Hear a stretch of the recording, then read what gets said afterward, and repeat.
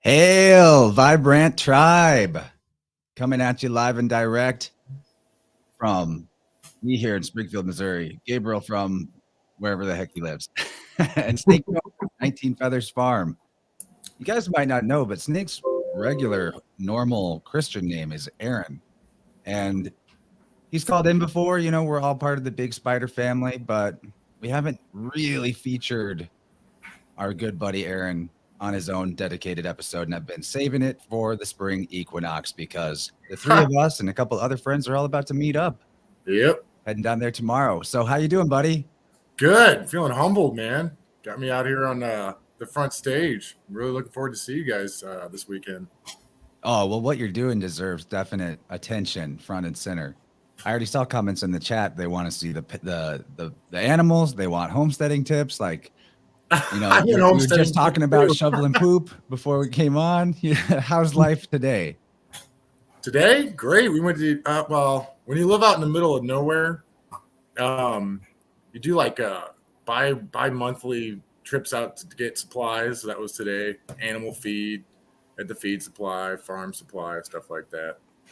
Try not to lose a whole day, you know. That was it. Well, all right. How you doing, Gabriel? Solid. Really nice. I'm stoked for this trip. I've been packed for the past 2 days, just ready to go. Nice. Yeah, man. I've had a whirlwind couple days. Was completely floored by the outpouring of generosity and kindness and support. Happy birthday, man. Yeah, happy birthday, Chance. Just don't let Kurt Kallenbach hear you say that. Yeah, right. Happy Earth Strong. It's my last one, I swear. I'm swearing off birthdays after this one. No, we celebrate life whenever we want. Yeah, that's how I feel about it too. I mean, I get the whole legal sorcery side of it. Don't get me wrong, but and also it's really interesting to look into like conception astrology or fertilization astrology. Kurt would also say conception's the wrong word. He's kind of a word Nazi. Great information though. 9. Yeah, you know, my mom, she went to what used to be called a funeral, but even she is giving it that neologism. She's now referring to it as a celebration of life. There you go. Yeah, and I love that. Neologisms are catching on. We're blazing new trails. I just like saying neologism. How do you pronounce that? That's awesome.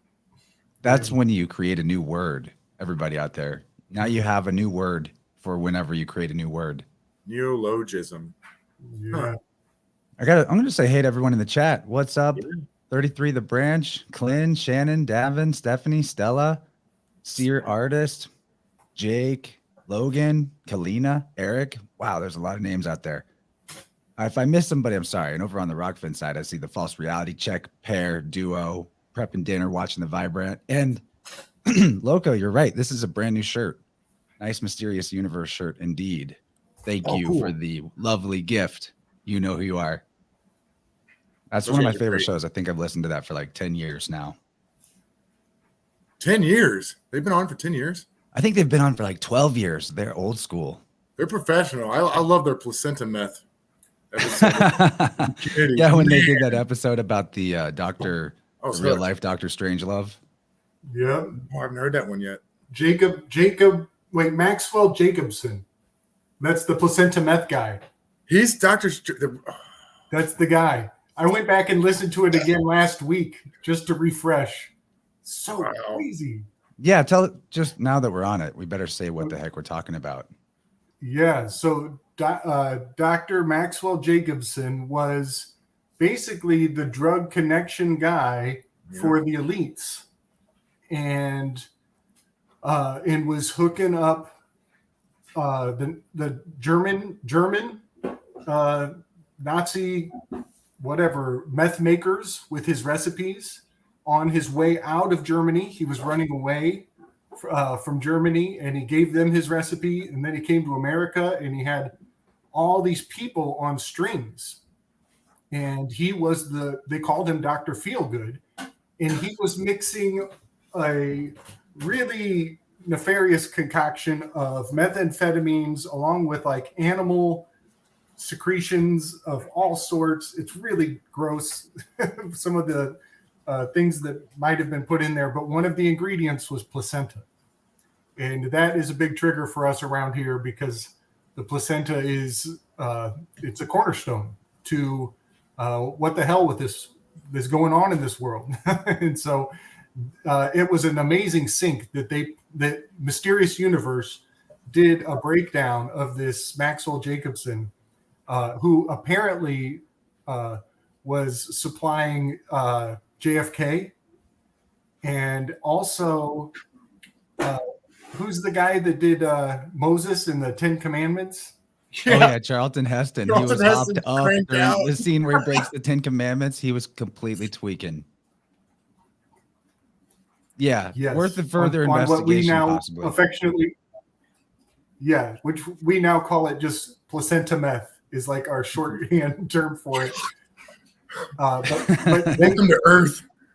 Yeah, That's the man. bingo square if you watch Weaving Spiders. Welcome. But now that this came up, I think it kind of makes a nice segue, because I know a lot of your story, Aaron, has to do with recovery that got you from where you used to be to having an awesome homestead and surrounded by family of the feathery and furry and four-legged and human types. Well, let me tell you right off the bat, my definition of recovery comes out of the big book. It's in there, and it's basically to be recovered from a seemingly hopeless state of mind and body.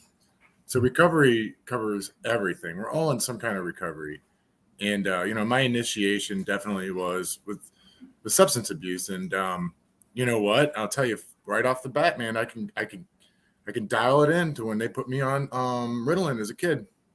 I went from this very creative, imaginative, loving child to this geeked out kid in, I think, 5th grade. I went from not having any self-worth issues or any of that stuff to this closed up. That's what I mean. I didn't know I was a geeking kind of kid in school.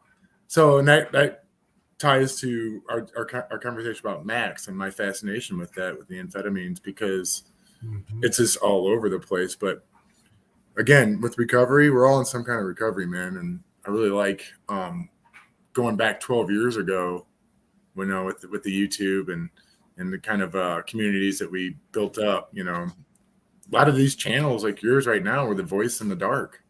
I landed out in a sober living. It's a halfway house out in near LA, south of LA, and this amazing journey.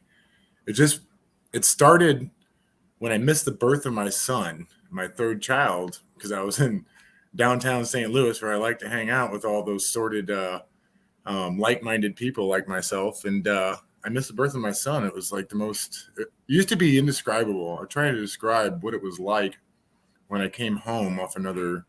This was my life. This was my insanity. It was just, when am I going to go on a binge? When's it going to trigger? So I missed the birth of my son, came home. And when I found out, it felt like a sledgehammer hitting me in the heart, is how I described it. And I literally bellowed out these words. And I'm 30 years old. I bellowed out these words, God, make it stop. And 10 days later, I'm living in a sober living halfway house, which was referred to the last house on the block out in Orange County, California. You can throw a rock and hit a sober living, but not this one. Rocks just dodged it because it was so disciplined. No one wanted to be there. It had a reputation. That was the first one I landed in. And anyhow, I was launching that course of what we would call vigorous action. They put a book before me. They gave me a discipline. It was a group of 19 men in this little house. And, I was given a discipline. I became a disciple of recovery. They told me what to say. They told me where to go. They told me how to act. And I rebelled against all of it. When you show up to the recovery house, you're handed a list of 18 rules. And I used to share every day that there was a 19th rule, and that rule was more rules would be added. And boy, did they add rules for me, because I was always trying to dodge everything. But I was able to, just like you, I came out of it 2 years later. 33 was my year, dude. It was amazing. It's like I came into the self, and I had a purpose in my life. Returning home back here to St. Louis because, I had warrants out for my arrest, possession charges and stupid stuff. I was dealing with the St. Louis County Police Department here. It's just they're this incorporated monster that they've created. I watched it unfold, and they're chasing me down for stupid crap. So I came home and I turned myself into jail. And, I accidentally walked into a Help for Opiate Addicts Parents Exist meeting, and it just started. Heroin, it's not an opiate epidemic. It's a twofold thing. It's a organized crime epidemic coupled with a healthcare crisis. I've been before news channels, and they were interviewing everybody, and they come to me and they're like, what do you think about the opioid epidemic? I'm like, well, this is what it is. And they're like, they go off and they don't air it. It's because it's the truth. And anyhow, I accidentally walked into this meeting and I found my purpose. My purpose I thought was going to be this or that. But what it was, I was able to sit in front of these parents and family members of opiate addicts and be a representation of someone in recovery. And we built this amazing family group. We did things like Project Hope St. Louis. It was like a satellite thing where I made soap and candles because I lived Fight Club, dude. I lived at the recovery house. It was Fight Club. You were looking at the door. I mean, I was like, I'm in Groundhog's Day, Fight Club / They Live out in LA, You're the Tyler Durden with a serious bone to pick with the control establishment. Well, the bone to pick has already been picked. I mean, they're done as far as I'm concerned. We're watching them just kind of like wither away like some vampire with his last breath. It's like, there's no more souls to suck, But anyhow, so yeah, I got that experience. Was amazing. I just found a place where I was needed, in those 2 years of being out there, and the discipline that I had really wasn't available here in St. Louis. They didn't have sober livings and stuff like that, treatment centers. That's what I mean. I probably could have got sober when I was 20, dude. It would have been in AA and stuff, but I was constantly going to the psychiatrist, and they're putting me on one new drug after another and all that stuff. And, life of a true alcoholic or addict, which is a normal thing, okay? This is an initiation. You take your first drink. It's the one way you're going to find out if you're an alcoholic or addict. You have that going on. We have systems in place. They're old, 80 years old, like AA, even more, churches and stuff like that. So, but I was continually running into these doctors who were telling me I was bipolar. I've been diagnosed all this stuff, and it just kind of drug it on to my 30s. I'm blessed to, get away from that. So here I am, 3 years in recovery, and, all the stuff that they talked about. Like, if you would have told me then I'd be doing this now, this whole thing, I'd call you a liar. How dare you? What are you talking about? It's not that I didn't want it, but I couldn't imagine it in my own personal life, but I always kept an open mind to it. It depended on who delivered that wisdom, transmitted that wisdom today. It's just kind of like, oh man, you got a life ahead of you. And I'm like, I do? Like, yeah, right on. So that ran its course. I mean, 2019, when they brought on this, well, I don't even know what to call it anymore. We know what it is. We all have something. It put a screeching halt to all of it. Hope meetings got closed. I found a church. I was going on the Christian path. That got closed. And it was like, what do I do now? I can look back on that and I'll tell you that I was terrorized. I got the 30-second little videos on YouTube, and I thought something was going on. Some of us had wind of it 2 or 3 months ahead of schedule because it was planned that way. Yeah. And my response to it was, well, I got to do something.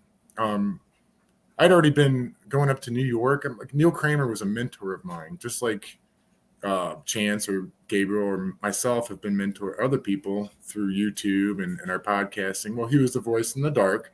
I could literally listen to his Roamcasts and a couple of his interviews, and they just went along with the discipline they were giving me. I was able to apply all that stuff, and I had this amazing experience of, coming into self. And eventually Neil would do these yearly seminars up in Omega Institute in New York. And one day, I swear, I heard him personally invite me on it. And I just dropped everything I was doing. Everybody thought I was crazy. And I went up to New York, and I began to build a fellowship with those men and women up there. And they just turned out to be guys just like us, man. And these people were traveling from Europe to New York to come, like all walks of life. And in 2019, we just went ahead and we said we're gonna go ahead. I rented this house, estate up in New York, and I'd get everybody together because it was cheaper. You can get 19 people together in a house, and you would actually not spend. You spend like a fraction of what you'd spend for a tent space at the Omega Institute. It was just, and it worked out so well. So in 2019, for that, we went ahead and did it again, and that's when I was able to meet some even more people, but in particular, Amanda Vollmer, Ben Balderson, and I didn't know what to do. I knew something I was going to have to change in my life because I knew that that's what this was about. We're going to get to a point where you're not going to have really any choice in the change that's going to occur in your life with what was unfolding. And so this was my plan. Yeah, me and my wife wanted to do this, but not now. We're 10 years from now when kids grew up and stuff and moved out of the house, we'd do this. So anyhow, I hit it off. I love these guys. We're all like-minded people. It was a beautiful experience. Gather around the fire, all that stuff. And Ben and Christy, his beloved wife, had given me an invitation to come out there and help them. They were going to get a new property or something, see the off-grid. And boy, I didn't think I'd be able to do it. Came home, told my wife about it. Some help from Amanda, talking to my wife and seeing what she wanted out of her life. She said, you know what, go ahead and go out there. And, I took my son, Ellis. He was 8 then. And Badger joined us. He was a friend of mine, Mark, his young son, amazing young boy. And we picked him up from St. Louis Arch, and we headed off on our journey, dude. And, that's where I first heard you, Chance.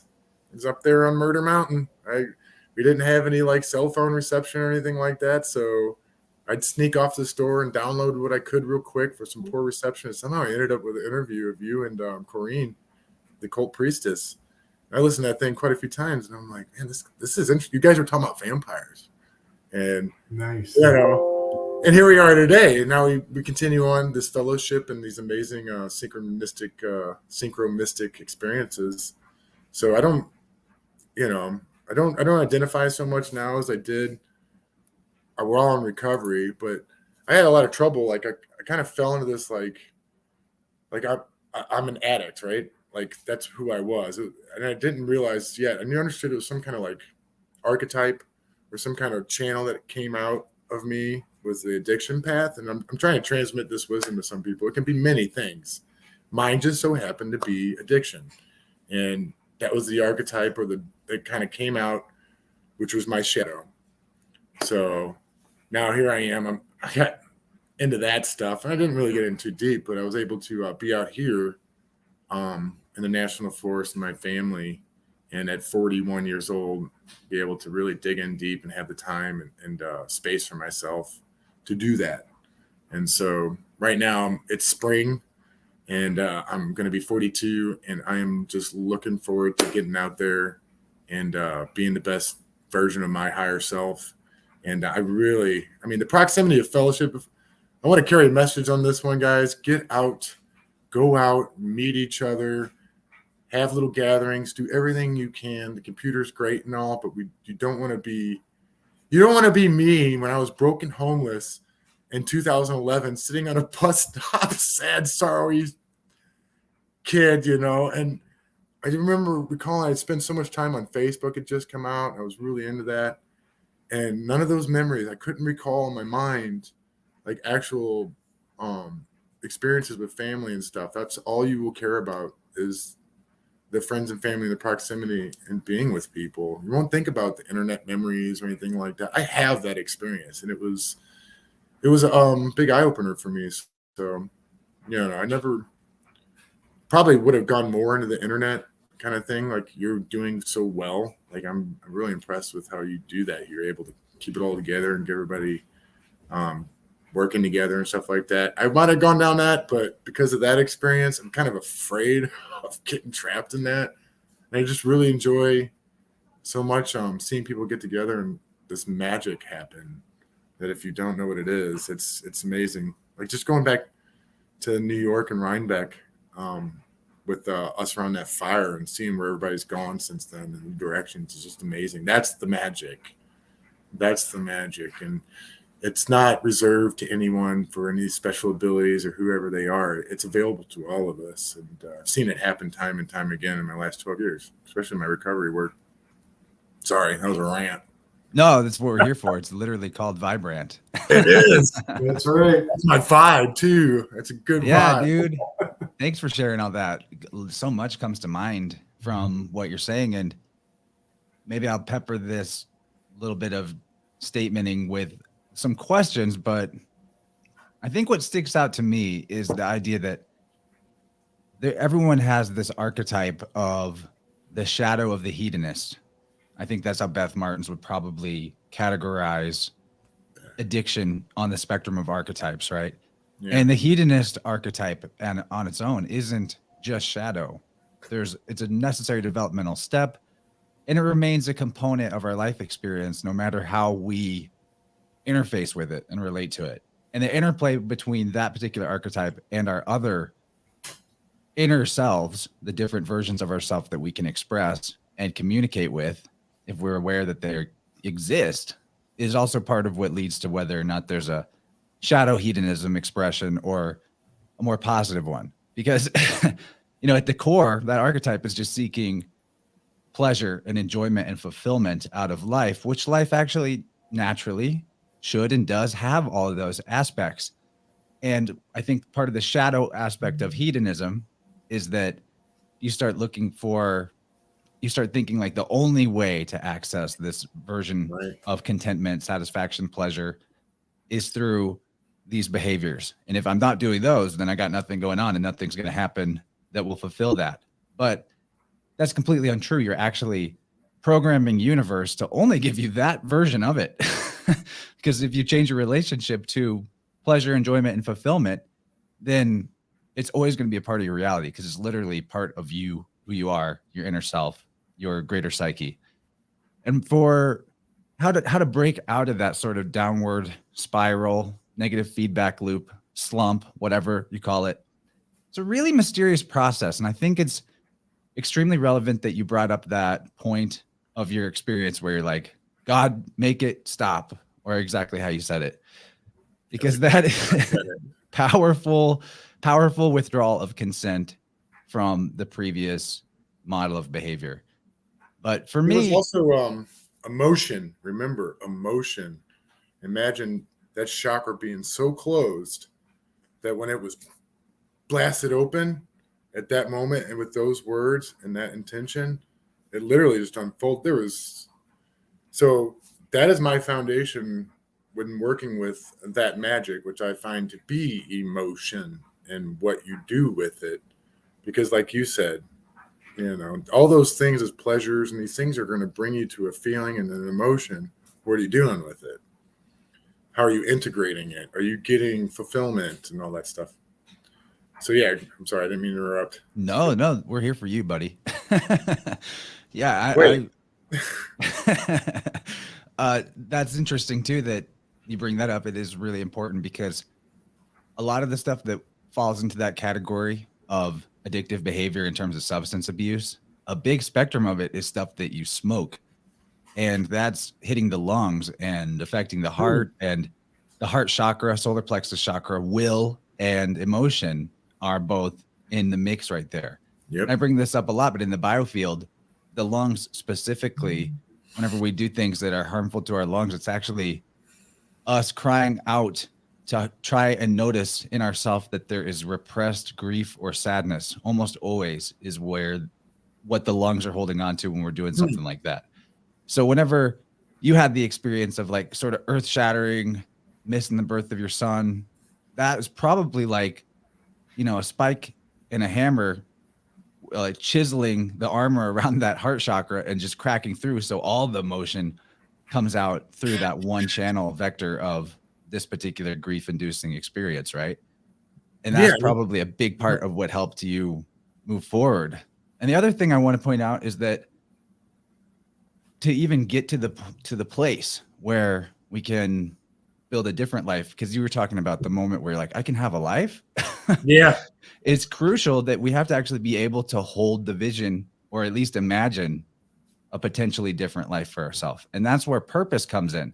For me, getting over a lot of my problems in my history. Like you were talking about not remembering time spent on Facebook. I'm thinking about all the hours I spent as a kid playing video games and how my life is literally shortened by that, because I remember a lot of like this pointless lore and backstory of all these games I played when I was a kid, but my actual life in this world is shortened. The experience of my life is less.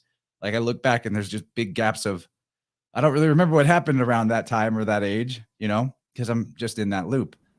And getting out of that loop wasn't so much about finding the strength to like stop doing this, but rather about the excitement of doing something else aligned with purpose that is just more enticing than the other thing, which kind of plays into that flipping the hedonism archetype from shadow to the light expression.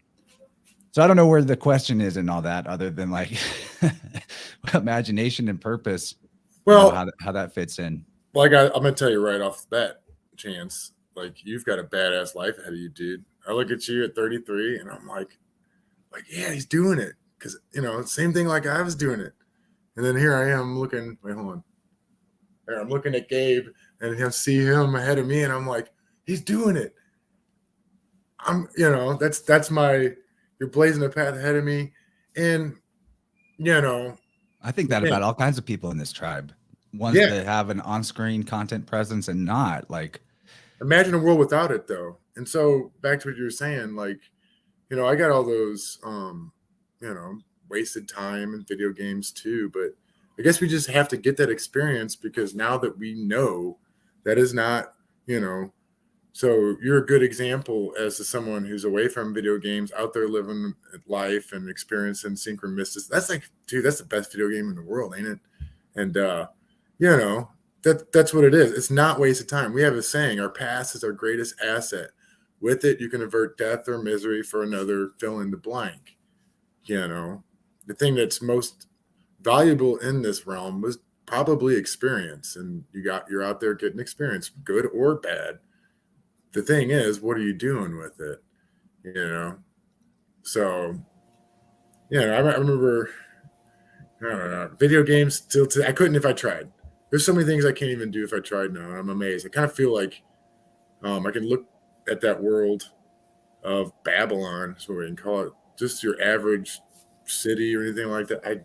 I don't know how I'll ever go back. I'm so detached from it now. It's kind of spooky, because I'm like, where am I going to go from here? You know, there are no more video games. Like even movies, like film is so much different now. Yeah. Everything. You know, we have an eyes to see, and it's like, whoa. So I really love the work you did when you came out with Beth and everybody about the video games and showing the occultism and all that stuff that's in it, because it's, let me tell you. Oh, a sliver of it was covered. I mean, I think maybe me and Joshua will do some more on that in the future. That's going to be very helpful for younger generations. Like probably my son, I think he's attracted to you for that, because, you know, they're walking away from the video game world. But they're looking, that's what you're doing. When you're in your 20s, you're in that inward and outward observation of the world phase of your life. And, you know, it's a terrible thing to do this to human beings and their souls and their spirits as they have come into this world rightfully, and to be deceived in some false reality. They're just going to be abandoned. One of the days these video games are going to be gone, and all these people are going to be out there without any skills or anything or reality. Like they murdered reality that way. I think it's evil, of course, but we can fix it. You know, though, there's like a couple, like you said about the past. Your past is actually your ally, though, because I can look back at all the time in my late teens, early 20s, when I went into high school and when I went to college. I played so much World of Warcraft. Yeah. So much. But what came out of that, probably other things too, but actually, like I had this whole big experience of being a guild leader. So it's not that unlike managing a Telegram group or something, or whatever, because you have, I will say that our group on Telegram is actually so low drama and low maintenance. It's maybe not even a good comparison, but the experience of and interfacing through screens, yes, but you know, just learning how to have tact and appeal to multiple people's needs and feelings at the same time without stepping on other people. There's a lot of like, I don't know, like in a funny way, leadership skills for how to how to lead a bunch of nerds. My hats are off to you, dude. And I'm like stepping on toes left and right. I don't have any internet etiquette, I would say. Well, we're at a phase and a stage where maybe it's time to, like, we're out of bubblegum, right? It's more kick-ass time. Wow. But I mean, it's discipline. I recently went on like a 7-day actual walked away from everything. I had to. And whoa, that was nice. But then again, my fellowship and everything, you guys are out there. It's hard not to, like, I had to discipline myself. I snuck in, of course, when you and Lindsay did that amazing stream, and that was nice. That was healthy. It was appropriate, and it was great. It got me back in a more, because guys, for me, I mean, the mind is the battlefield. That's really where they get you. I mean, it's awful. This is 5th generational warfare, guys. This is psychological Bernays, wizard sorcery level shit that not all of us really kind of grasp yet what they can do to you in that realm. They've seeded us with these video games, film. Like when you hit about 40 and that midlife crisis happens and it all bursts out, dude, like it's the wheat and tear. This is what I've learned. Like they have deeply seeded some bizarre, weird shit in me going way back to, like, it's not even trauma. It's just like you're cleaning house, like to a new level that you've never done before. And it's, I hope I did it well, because there's going to be other guys coming behind us and women that this is going to occur to. And it's some weird shit, man.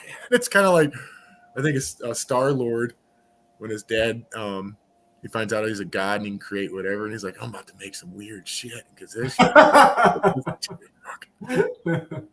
But they've seeded us, and, we can, like right now, I was almost like at the point where, like, should I even be telling anyone to come do any homesteading or any of this stuff? Because the process of leaving what you think you're not connected to Babylon, we'll just using that. It's a good term. You're not all that dependent on it, but we really are. And to come out here the way that a lot of us do, it is a process. It's sink or swim out here, and it takes time to really. You approach nature, like you can be in nature and then you're leaving, but when you're really in nature and there's nowhere else to go but nature, you kind of have to approach it a little bit at a time, and nature's gonna do the same thing with you.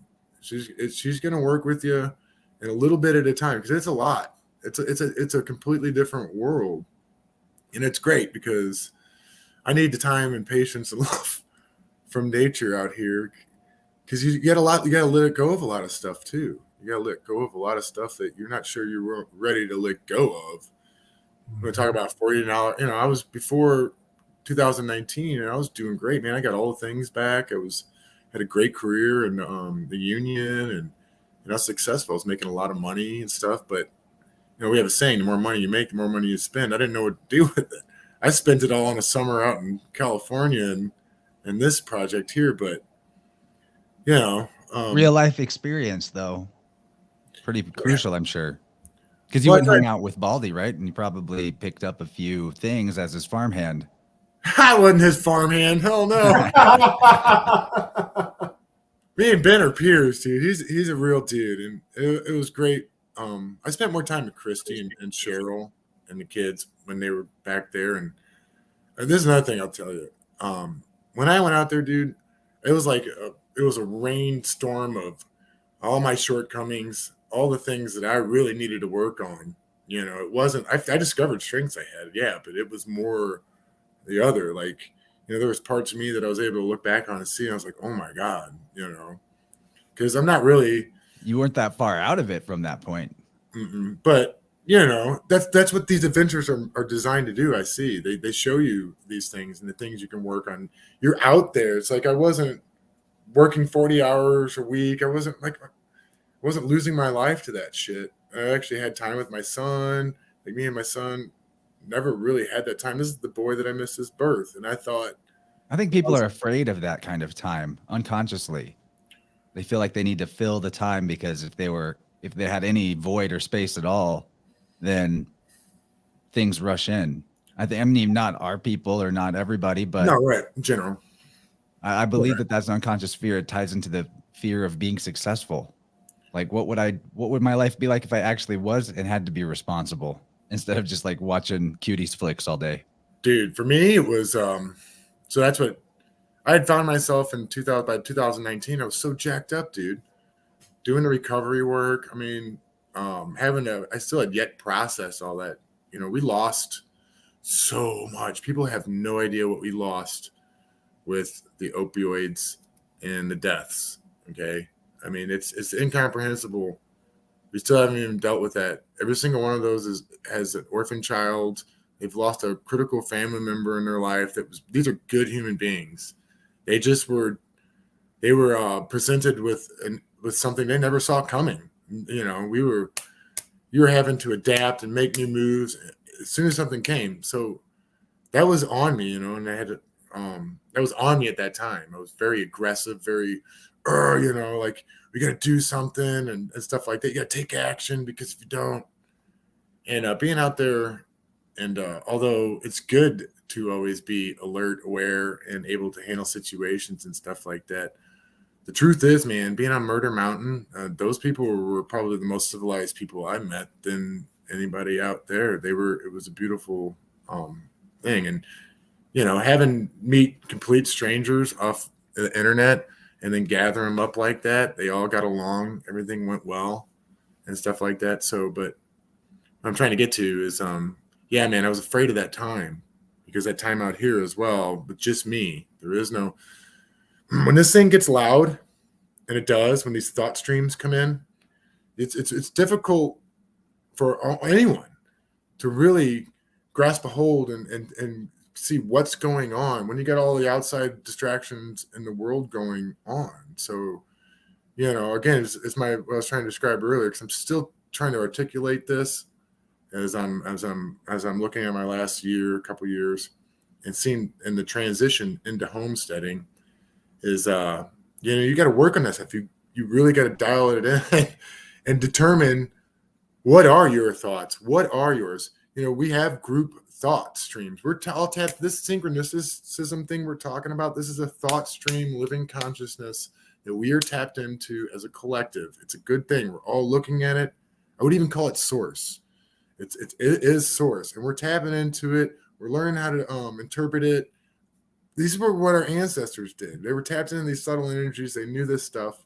We're working with it again. But then there's also, who am I? Now, the higher self stuff I'm really focused now on this. I see a lot of us really starting to get the guts and call it what it is. It's higher self, man. You know, and you get glimpses of it at a young age. I think you're born into it, and as you grow and get away from all this stuff, we can all finally, for sure, be in contact with our higher self, and then get back that tribe, you know, and start accomplishing things and kicking ass and getting things back in order. But I don't know. I think everyone is going to need some kind of experience like this. You're going to have to be out in nature. You're going to have some mentorship. You're going to have a playing field where you can teach what you're learning as well, and support, because that's what you guys have been. Chance, I can't tell you how many times I've let you do the thinking for me. I'm serious. But I'm letting other people do the thinking for me. Watch out. It's a Chinese whispers game. It's because I trust you. And you do your divination days, you know, you just go over the cards and stuff like that. It gives me a little bit of time to sit and actually contemplate and reflect a lot of these things, these emotions, these feelings, the symbols. The cauldron. Yes. This is what I just whipped out of the deck. Just to point it out, like, the cards will speak to us. They will. I mean, what you're describing is the idea of the cauldron. You're letting all this stuff bubble and simmer and develop inside of you. The higher self thing, since I've already interrupted. How is it? Since I already interrupted, the whole concept of a higher self is super empowering. Now, like, it's not something to get the idea that it's separate from you or you're calling on this type of savior thing, but it's more about expressing your intent and your consent for a certain experience. Like before the show, I went out, got my feet on the ground, burned a little sage, and spoke to higher self with the request, and I do this for like a lot of things in my life, at least once in the day, Nice. to just give myself the trust by asking higher self to guide the process of whatever I'm about to do. That way I can just put it out of my mind, whether or not I'm going to do a good job or mess up, or if it's going to go right or wrong, because I'm giving up this. It's not that I'm giving up control, but I'm giving up my doubt to the logos, trusting that. So Gabe, you have any comments? We need to hear from you. Well, I'm already kind of mind blown. I'm wondering if we were saging at the same time. If we were, because I did a little sage and Palo Santo, little capoeira walk around the space, and it would be really cool to find out that you were doing yours at the exact same moment. That's pretty cool. Close enough, right? I mean, yeah. Off air, you told me you had dental experience today, and I had a random thought about you and teeth today. Yeah, I've never thought about you or your teeth in connection together before. So got my shiny whites put back together. Just knocked my phone off of the desk. Watch out. Flying staff here. I caught the important thing. Screw the phone. It's gonna be fine. Hey, we got a lot of stuff in the call-in line. Oh, all right. Really? So yeah, like a bunch of memes, and you've got videos from the Homestead that you sent me. So we'll start with some memes, and then we'll play a question or comment from Kaylee that she left as a voicemail. Let me get this queued up. There's some funny ones for sure. We'll probably have to just look at them all. Okay. Got a goat? Why are you standing there? I'm sure there's something you should be doing for me. For real? Yeah, you spend a lot of time doing things for the goats. I'm sure they're very grateful little buddies, though. They're growing up fast. Maybe we'll see some of those goats in a minute. Mm-hmm. Knock that off. Here we go. The reality of farm chores in the spring. Who posted that? That's it. I think this is from Legs. Yeah. That's you tomorrow. Yeah. I'll bring an extra pair of galoshes. Oh, yeah. Nice. Is it pretty muddy out there? It's been raining a lot. Yeah, it's all right. I got some spare mucks for you. Okay, cool. Close it down in the back when we're done. All right, I'm ready. I'll be a mud monster. Yes! Jen posted this. This is Snake Jones fridge. And wait, there's more. Oh. You wouldn't know. Who's that amazing human being? Gin Brew. Oh, nice share. It's like one of those games at the knows? carnival where they have a jar filled with M&Ms, and if you can guess how many are in there, you get the jar. If you guess how many eggs are in there, you get the fridge. That's your diet for the next week. I'm ready. It's gonna be like Bubba Gump eggs. They look really big. They are. Big eggs. Okay, there's more. I have a lot of eggs. Unfortunately, I don't have a lot of sausage. Another gin share. That one's edgy. Edgy? Bad attempt at a pun. I like eggs a lot. Oh, yeah. A lot. Okay. You've been scrolling for a while, haven't you? Take a seat by the fire and relax for a minute. Eggs are almost ready. Yes. That's going to be us, but minus the snow, probably. It could randomly snow in March around here. You never know. That may be us. We'll see. Yeah. No Kalashnikovs, though. Yeah, different guns. Airsofts. Yes. Mid-August and still no tomatoes. What am I doing wrong? These are good. Thanks for all the memes, everybody. Let's keep going. Being cute just died. Men are going to want a woman who can catch a chicken now. Dude. I'm telling you, that's why I was going to talk you out of homesteading, man. It changes you. You're just like looking at a woman catch a chicken. You're like, oh, yeah. Wrangle that goat. Yeah. So hot. Oh, man. That's great. That's glorious. This is great. That's glorious. love you Okay, guys. so we're gonna play this 19-second voice clip from Kaylee, and if you can't hear it, give me like a signal, like say something. You should be able to hear it though. Okay, here we go. I have a question for the enigmatic Snake Jones. What is your least favorite chore to do on the farm / homestead? And what is your most enjoyable chore? Go. Oh man, my least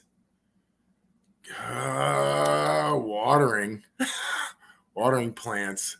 There's just so many of them. And then my favorite, being out there with the goats and the chickens and animals, feeding them with my son. Love it. Yeah, I was gonna ask about the water situation. You know, maybe that falls under the homesteading tips category. You got a well. What am I gonna be drinking when I come out there? We have a well. We have 2 ponds. I'm actually just installed a pump to irrigate. I built a shellburger stream too. We're working on. Yeah, man.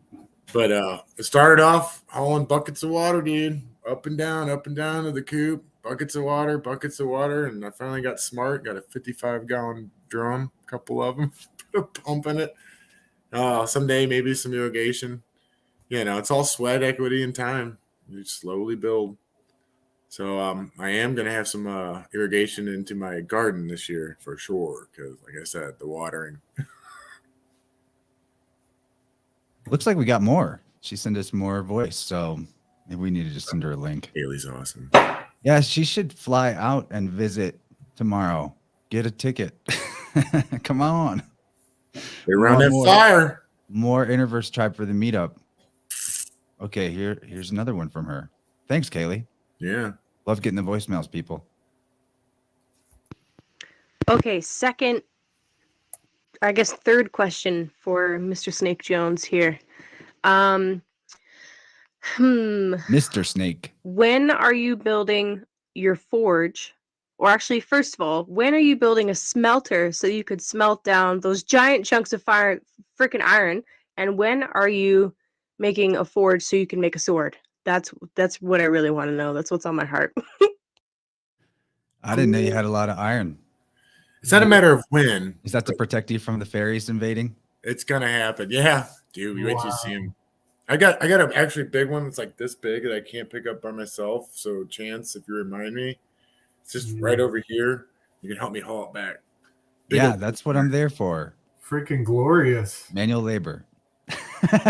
No, but really, I want to. Yeah, that wow. sounds fun. To answer, you know, I got climber hands. I'm actually really great at moving weird shit. I'll take you. It's like a skill set.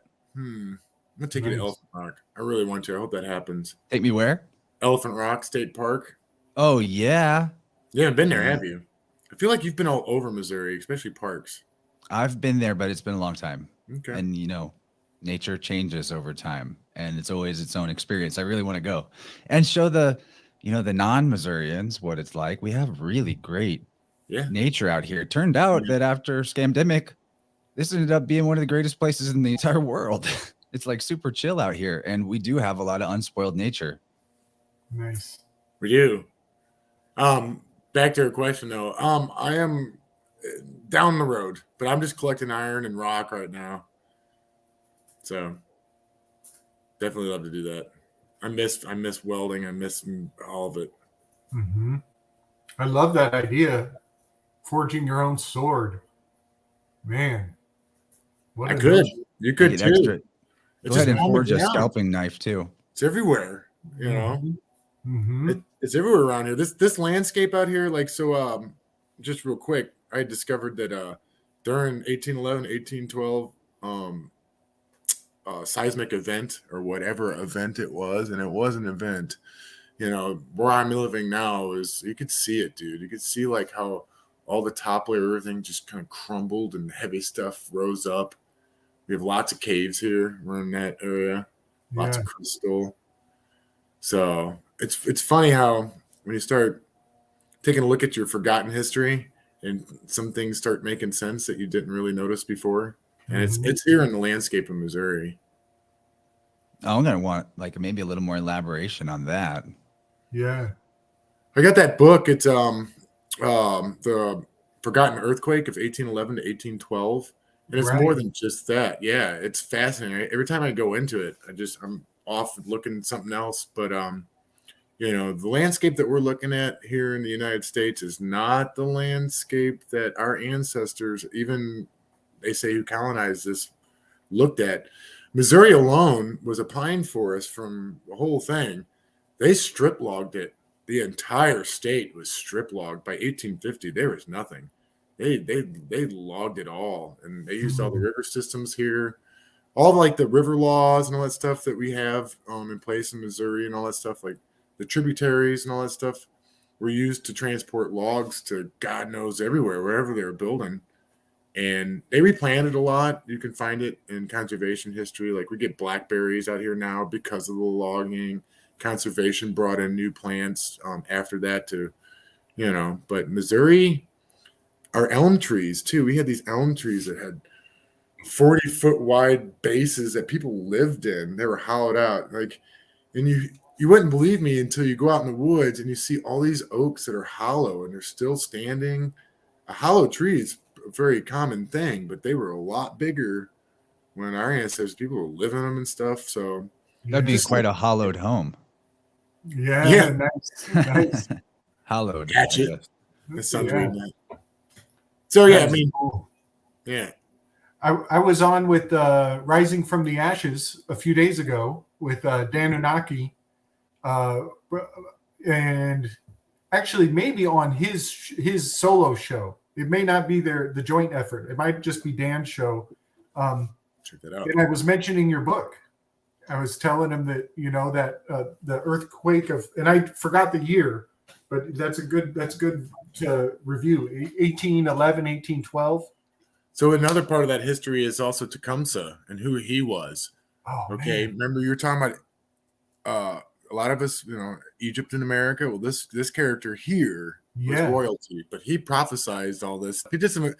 You can read about him in this book. Some of the stuff that he did. Awesome. You get to see it this weekend. But the thing is that Tecumseh's comet, it was a 14-month comet during the whole time. Right. You know? There was a comet. There was a eclipse, a very significant eclipse in the Battle of Tippecanoe. That's here, right in my backyard in Indiana.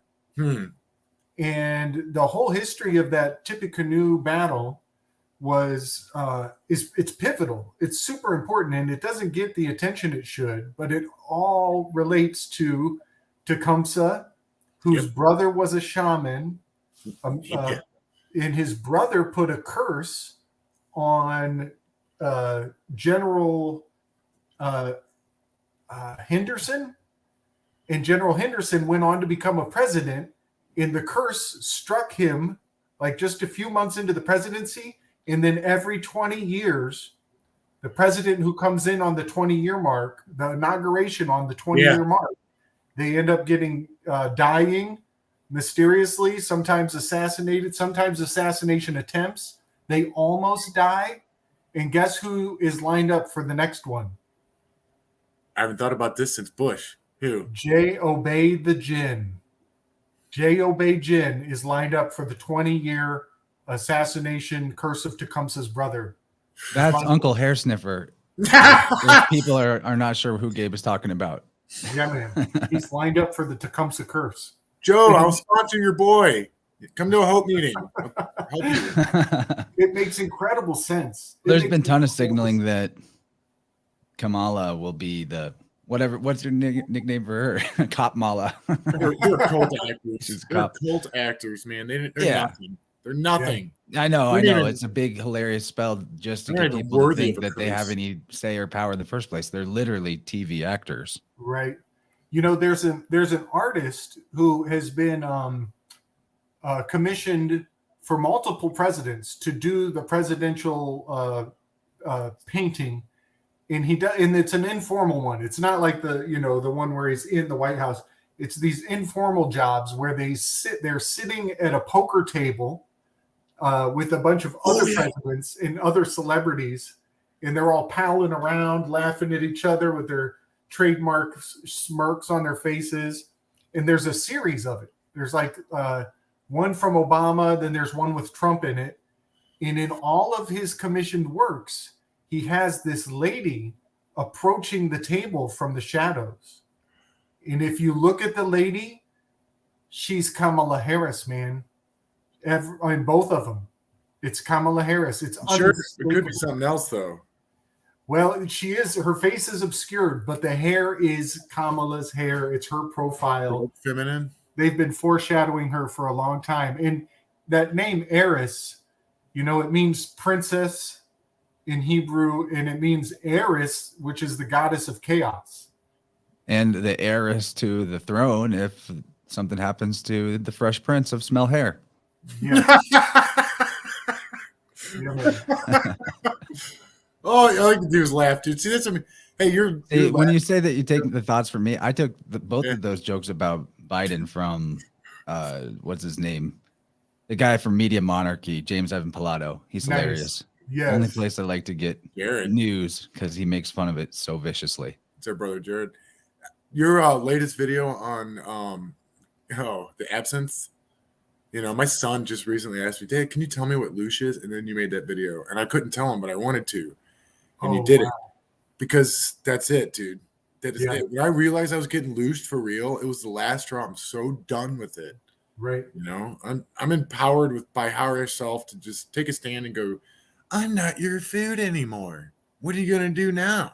Yeah, buddy. Yeah, man. I realized that video, I should have broke into like 3 different topics. I was really cramming them all into one video, but you're flow stating it. Yeah. But the loosh thing is like really crucial. And here's what kind of blew my mind. You know, I was sliding in, you know, the history of silver and in money being backed by silver. In this concept of a silver screen, which is a device used to loosh absinthe. And but I did not go into how absinthe is a parasite prevention source. It's a, you know, some in olden days it was used to rid people of parasites. But then that same week that I put that out, I'm pretty sure it's Greg Carlwood. He dropped his latest episode about turpentine. Yeah, with James. Yes, and turpentine parallels absinthe in a very fantastic way, in that it has similar application, many even broader applications for curative properties. Everyone's doing such a wonderful job. Another reason I took that little vacation from. I'm trying to be more disciplined with my participation, so I'll graze back in. But it's actually like Slick, me and you have been watching the same stuff for the last 12 years. A lot of us have, and we don't. You know, you just take in the information, and you can make your own little. You know, right. You can get grounded with it. You can. That's what you're doing, and it's great because you're taking all this stuff that way back and you're bringing it back. And you're putting it out there, and I'm like, yes, that's what caught my attention. That's it. Hallelujah. And as we're all collectively like tapped in this, what's up, Martin? Hey, guys. And this beautiful thought stream. It's like of source.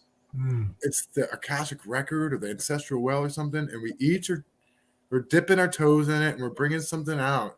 Yeah. And it's just beautiful. So having to take a step back, because there's so much it's so much is happening. There's so many people everywhere. I could throw a rock, and if anyone just does of their own live stream, whatever, that's what I mean. I'm for it.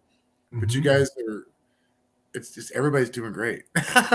Everybody's doing something, and I think it's game over for these people that we're kind of like laughing at because it is a fun joke, dude. Yeah, man. The man with the greatest mustache of all. Yes. Welcome, bro. Thanks, Chance. High praise coming from you. Hey, that turpentine comment got me in. I daily. That's my you do daily? One of my rituals. Oh yeah. I soak candied ginger in it. So I just pop a candied ginger. It doesn't taste half bad, actually. Oh, that's brilliant. Wow. Yeah. Will you bring your setup to the farm this Please. weekend? Some candy ginger and Oh turpentine. yeah, I'd like to give it a shot.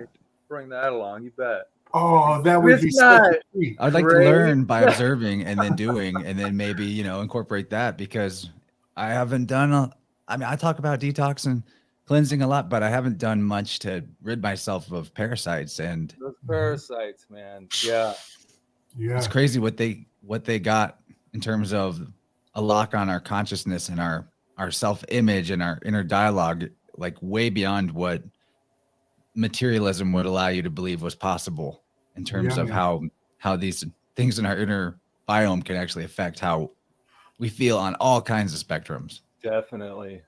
Yeah, I'm gearing up to do a coffee enema here soon. The first time. Nice. So we'll see how it goes. I understand. I'll fill you in. How's that sound?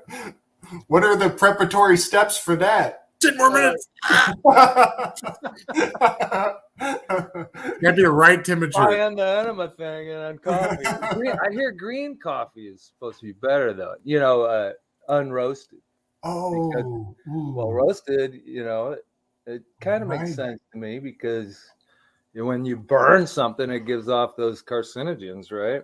oh man, I am going to learn so much this week. It's just going to be amazing.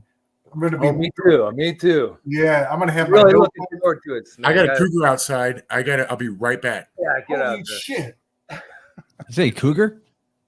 Did he say cougar? Get her number. Good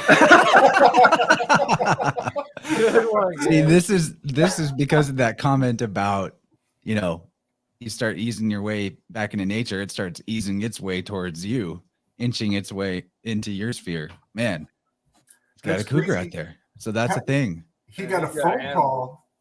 Oh, he must be. I wonder if he's out in the shop, and then it's his wife is calling him, telling him something's on the prowl.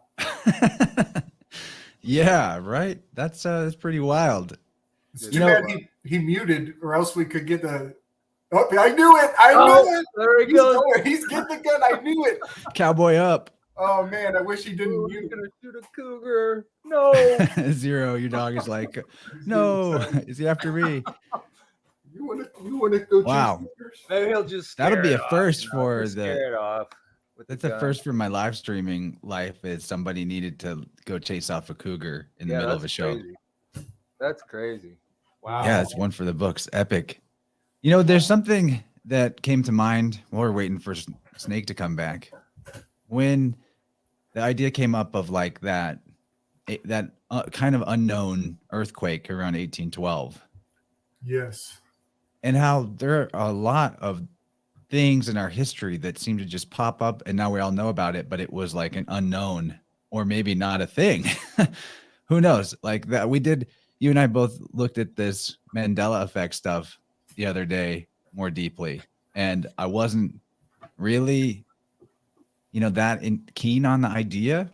I had a lot of criticism of it conceptually, but there were certain things that got brought up in the show that we watched about it. Brian from Dose of Reality does a really good job covering it. And the one that really popped up into my mind was the Black Tom incident. Yeah.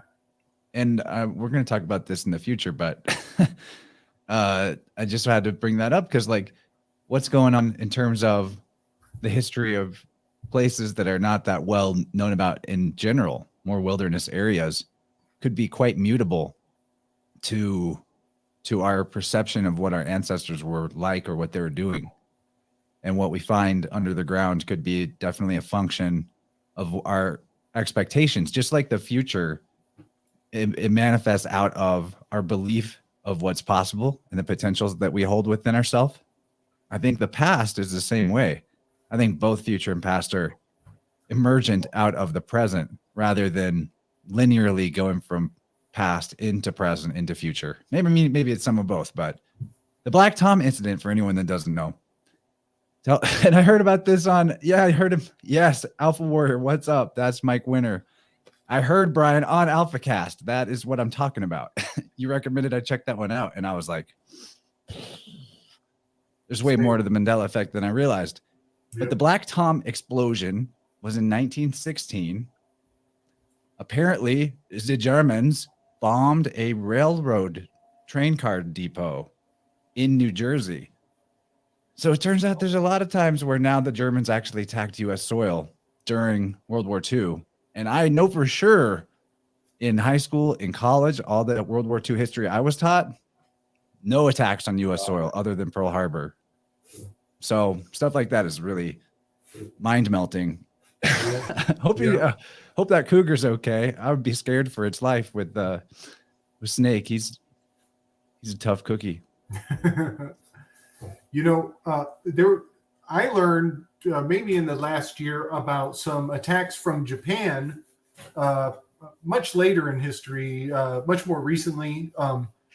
But I guess they would be like if people looked up the Japanese firebombing campaign, where Japan basically let go of a large abundance of hot air balloons with fire bombs on the hot air balloons, and they set it up so that the hot air balloons would ride across the Pacific Ocean and run out of helium just at the right time that they would drop randomly on American soil.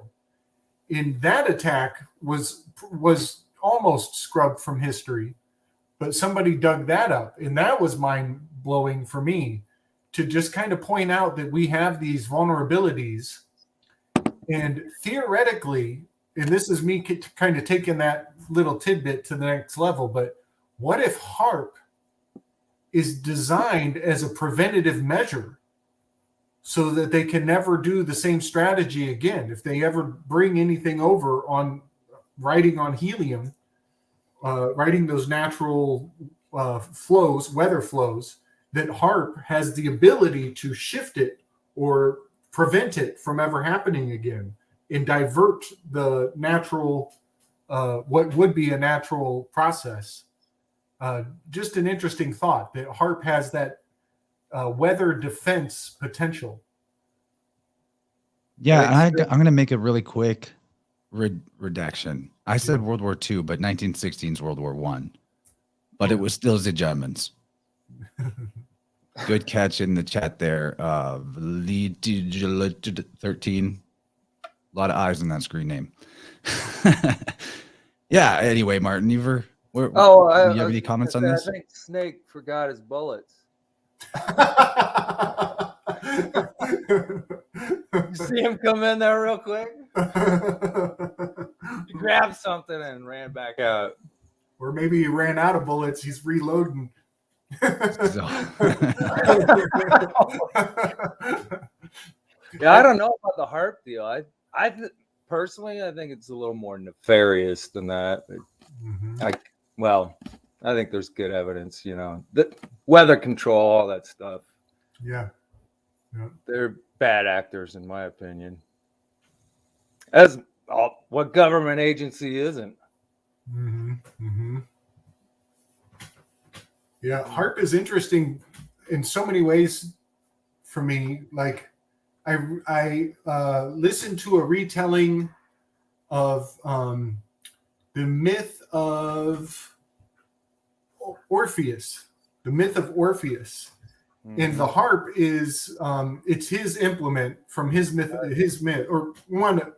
It's many characters, but Orpheus in particular, it has the harp as his implement, and I find that just really kind of profound because the lyre is in the it's a minor decade of Sagittarius. And this kind of confirms one of my neologisms. I call Sagittarius the sage guitarius. That he's a sage guitar player, and he's been weaponized into an archerer. But also Orpheus is the part of Ophiuchus. And in Ophiuchus is just 5 degrees over from the Lyra constellation. And I happen to believe that Ophiuchus is a very pivotal sign, astrological sign for the elite. And so for them to weaponize the harp again is strangely apropos, that, they turned the lyre into a bow and arrow, a weapon, when in fact it was music, it was harmony. And now they've taken it, a harp, and turned it into a weather control system. What I they wish we always could ask do. Zanoni What what they he always thinks do. about this. What's that? Wish we could ask Zanoni what he thinks about this. Oh, Ah, nice. Zanoni, he will be here later tonight. Tune in to Flow State on Weaving Spiders. Welcome to meet Yeah. Martin's mini alter egos. Yeah, we go to Paris this evening. Nice. So- It's going to be a difficult read. So how did it all turn out there, Aaron? Yeah, what happened out there? Maggie, our farm dog, she's been barking across the road, which is all national forest, for the last couple of weeks. But my awesome young neighbor down here, Nick, just texted me. He's like, "Bro, I'm pretty sure I just heard a cougar." And this is what a cougar sounds like. Wow! Wow! Like a crying baby. I didn't hear it. We've been watching, so I had to jump out there with the flashlights. Had the coop door open, actually, because so everything's good. I'm not going to shoot a cougar if I don't have to, but you just go out there and blast around out, look around, because they'll do some damage. Coop's pretty strong. It's an old barn, so. You know what is going to make you really laugh is the next meme in sequence. I didn't even go Yeah. out of order. The next meme in the call-in line Do it. from Kaylee. Live, laugh, walk, and load. Can't make this up. That was really the next one. Yep. That's Wow. what it is. And after that, Ain't nobody come to save you out here, dude. And that's it. You got to take care of yourself. And we got bears, too. We got bears now. Black bears. Nice. we got another couple of voicemail questions or comments, so we're going to hit those up. Another from Kaylee and then one from Shannon. So we'll hit those. Okay. Yeah. Questions. Wait, gotta turn on the audio. Okay, here we go. Okay, next question for Snake Jones. How many minutes until Boog Night? Boog night. Is that like a boogie night? Come on, do a boog. Hopefully never. That's inevitable. Go, Slick, go. I'm bringing my boogie implements out to the farm. You should. I'm gonna spin fire. We're Oh, gonna have a fire. Oh, Right? those kind of boogs. I thought you were talking about another boog. I don't, maybe I don't know what boogs are. Like I admit, actually. Boog Elu, maybe. I don't know. Yeah, dude, please. We're gonna collect firewood tomorrow too, and Friday. Pick some choice pieces, make a big one. I'm so into fire. Nice. You actually got fire sticks? Like you do all that? I have a levitation wand that sets on fire. Oh, dude. So it looks like it's just floating in the air around me. Oh, this is gonna be cool. Nice. I'll teach you the ways of the fire, fellow Please. fire sign. Yeah, man. Nice. Okay, we got one from Shannon here. Let's hear it. Hey y'all, I have a question. I'm just wondering if there's any other way to get power other than solar. I mean, is there any kind of water wheel or some kind of something? Just curious. Turbines, water turbines. We got creeks out here, and people are getting on that. Wind turbines, like right here. Like this is what I need to do. I'm looking at it, and we're like, when you what do you spend your money on? I'm regretting not getting a wind turbine here because we get this steady wind on our mountaintop. You'll see it. Like our trees on the back are shaped by the wind. It's beautiful, but wind turbines and then batteries. I'm ready. That's a good idea.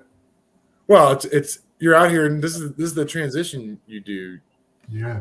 It's what's practical, And I can't stand being on. We got a good power. We got a co-op power out here, but they put a smart meter on my thing. When I moved here, we moved into an ice storm, But that was awesome.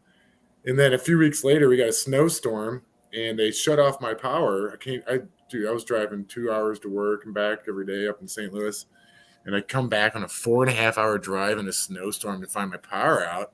And I called the power company. It was a Friday, and they're like, "We're sorry, our offices are closed till Monday." But they put me on with the outsourcing thing. And I found out, I was like, "How did you come to my property and turn off my power?" And like, "What do you mean? We just turn it off remotely." This is I ran out there with a hammer. Smash that. Again. Cost me $2,000 to have him reinstall it. The guy called me back 10 minutes later. He's like, "Oh man, I'm gonna have him turn on your power. I heard your story." So shit. I don't want to do. Yeah, we went off that. We went off that grid. Yeah, man. Good. But again, it takes time. What do? You do solar? No, because that's a big investment. They're like 7-10 grand for that, which is worth it. But I have solar at my house, but the law in town is that it has to be part of the grid. Oh, really? Yeah, it's just kind of bogus. But that's just it's like think about it. You can just turn off the power. Be like, "Oh yeah, it broke. Whoops." Just go into my battery. You still have it. Yeah, and it also makes the electricity less expensive too in the long run. Dude, electricity is cheap.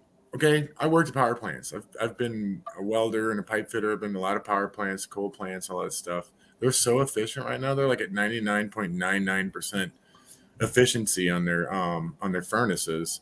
So prices go up because they need to continue improving profits every year, like every corporation. No, they need to steal our money and our resources. It should. I said that the nicer way. Yeah, I don't. I think they're turds. They're just like, what am I going to do with my life? I'm going to be you're not necessary, dude. But water turbines, like you can put them in creeks. I think you can buy them now. They're like little turbines. You put them in the current. Maybe we can get you and Martin talking Schauberger stuff because I know you're both interested. Oh yeah. Ever since I've seen him. Yeah. What do you got any projects going on? Water projects. Yeah. Well, I have my egg, that I keep my water on. Yeah. Which it's got the orgone base and a tensor ring and a shungite ball. Yeah. Kind of caps it. Have you seen those? I know about the it's egg. ceramic. Yeah. Yeah. I mean, that ceramic egg shape has traditionally been used for thousands of years, and it's always they knew that the ancients knew they had all this knowledge and wisdom. So the water bubbles out the top of the egg and comes down it? No, it just you store your water in it. It's never stagnant. Energizes it, The shape allows a slow movement of your water, or your wine, or any of that stuff. That's why it's shaped that way. Now, Victor Schauberger's son is the one who discovered the egg in the hyperboloid vortex shape, and he was coming up with all the technologies for it, or rediscovering it, which is fascinating. Oh, it is fascinating stuff. I love it. I just don't have anybody to talk to about it. My son. Yeah, I love his well, he was a forester, and he would just sit in the woods and by water. He loved the water, of course. But he watched the fish in the water, and he could see them actually using the water to levitate. There's stories of fish jumping 50 feet out of the water, they're using that energy. It's effortlessly. It's an effortless thing. Vortex. Exactly. Yeah. Well, I mean, yeah. And that's imagine if we utilize that concept for power generation. It should be a lot simpler. People are. I'm telling you, there's farms, there's compounds. They're running all this stuff. They got all this stuff, and they got to keep it way down. They're installing all these. Right. Just don't tell anybody, and they won't come and assassinate your ass. There's a lot of stuff like that, though, where human beings are far beyond what gets talked about in the public in many places, but certain levels of development. It's almost like, I know that parasites are involved in middlemen that like want to that. come vampirize and maybe bully you for, messing up their monopoly. But it does seem like maybe universe has this baked in natural law that to get to a level of like free energy self-sufficiency, you have to understand the spiritual lesson of the living man versus the fiction, the public versus the private. I think spiritual is the key there, right? I mean, when we talk about water, we're talking about the undines, right? There's a spiritual essence, that energy. And we can connect to it. That's what I've been reading. A lot of Steiner-related stuff lately, and we can definitely interact with them and use them as helpers, and they use us as helpers in return. So it's a kind of a symbiotic thing. Boom. I love that. Yeah, man. We're not takers, guys. We don't want to take anything. We want that give and receive relationship with anything that we engage with. That's the kind of people we all are. Mhm. So it's foreign to us when we really start. If you can't understand it, then it's bullshit. But nature is all source. It's source. It's where everything comes from. I like Ken Wheeler. And not too long ago, he was really pumping out some good stuff. And he goes, "This is how you know it's source. It's because if you're going towards source, that's where you're getting energy. It's love. It's right. If you're going away from source, you're losing all that. It's that entropy, which I still don't. Whatever. So out here, Martin, you out in the woods or? Yeah. Well, rural on a lake. Yeah. I have neighbors. They're 200 yards away, whatever. Well, maybe you heard me earlier. My description of what the last year has been out here homesteading is, you go into nature a little bit and you come out and it lets you. It's weird. It's like she's allowing me in a little bit at a time, and this relationship takes time. It's a slow process. It's a slow process, and so I'm just now kind of like, okay, there is no like jumping out there and being Bear Grylls crap. You're right. You're. I think they're testing us actually. When you go out, like this evening, I went out to meditate by this special oak tree that I have a special relationship with. That's awesome. For the first time with this intention, after reading this book that I was just talking about, and just being with that tree, and putting yourself and asking the tree, to accept you and whoa. But I have the feeling, I get the feeling that this is a test, right? It's like, okay, buddy, what are you really all about? This tree isn't any sucker, he's. But I do have a long relationship with the tree, so it's kind of a special deal for me. I climb it with my cat. Do you? It's a huge oak. Yeah, we have a lot of fun up there. Oh, that is so cool. That is really cool. He's Thank such a you. sport. Yeah, I recommend people go check out on Susquehanna Alchemy, Michael Wan's YouTube channel. Yeah. His newest upload is about human beings as animal expressions of tree consciousness. And his whole thing was about trying to come up with a new story for human beings to help us adapt to what we need to do to get out of the mire that we've been in. And he made a really great point about how this belief that we are just animals or beasts or basic animals could be true. That could be a true story. We can make it true. But then he gave an excellent breakdown of all the ways that trees interact with their environment and how they give more than they take.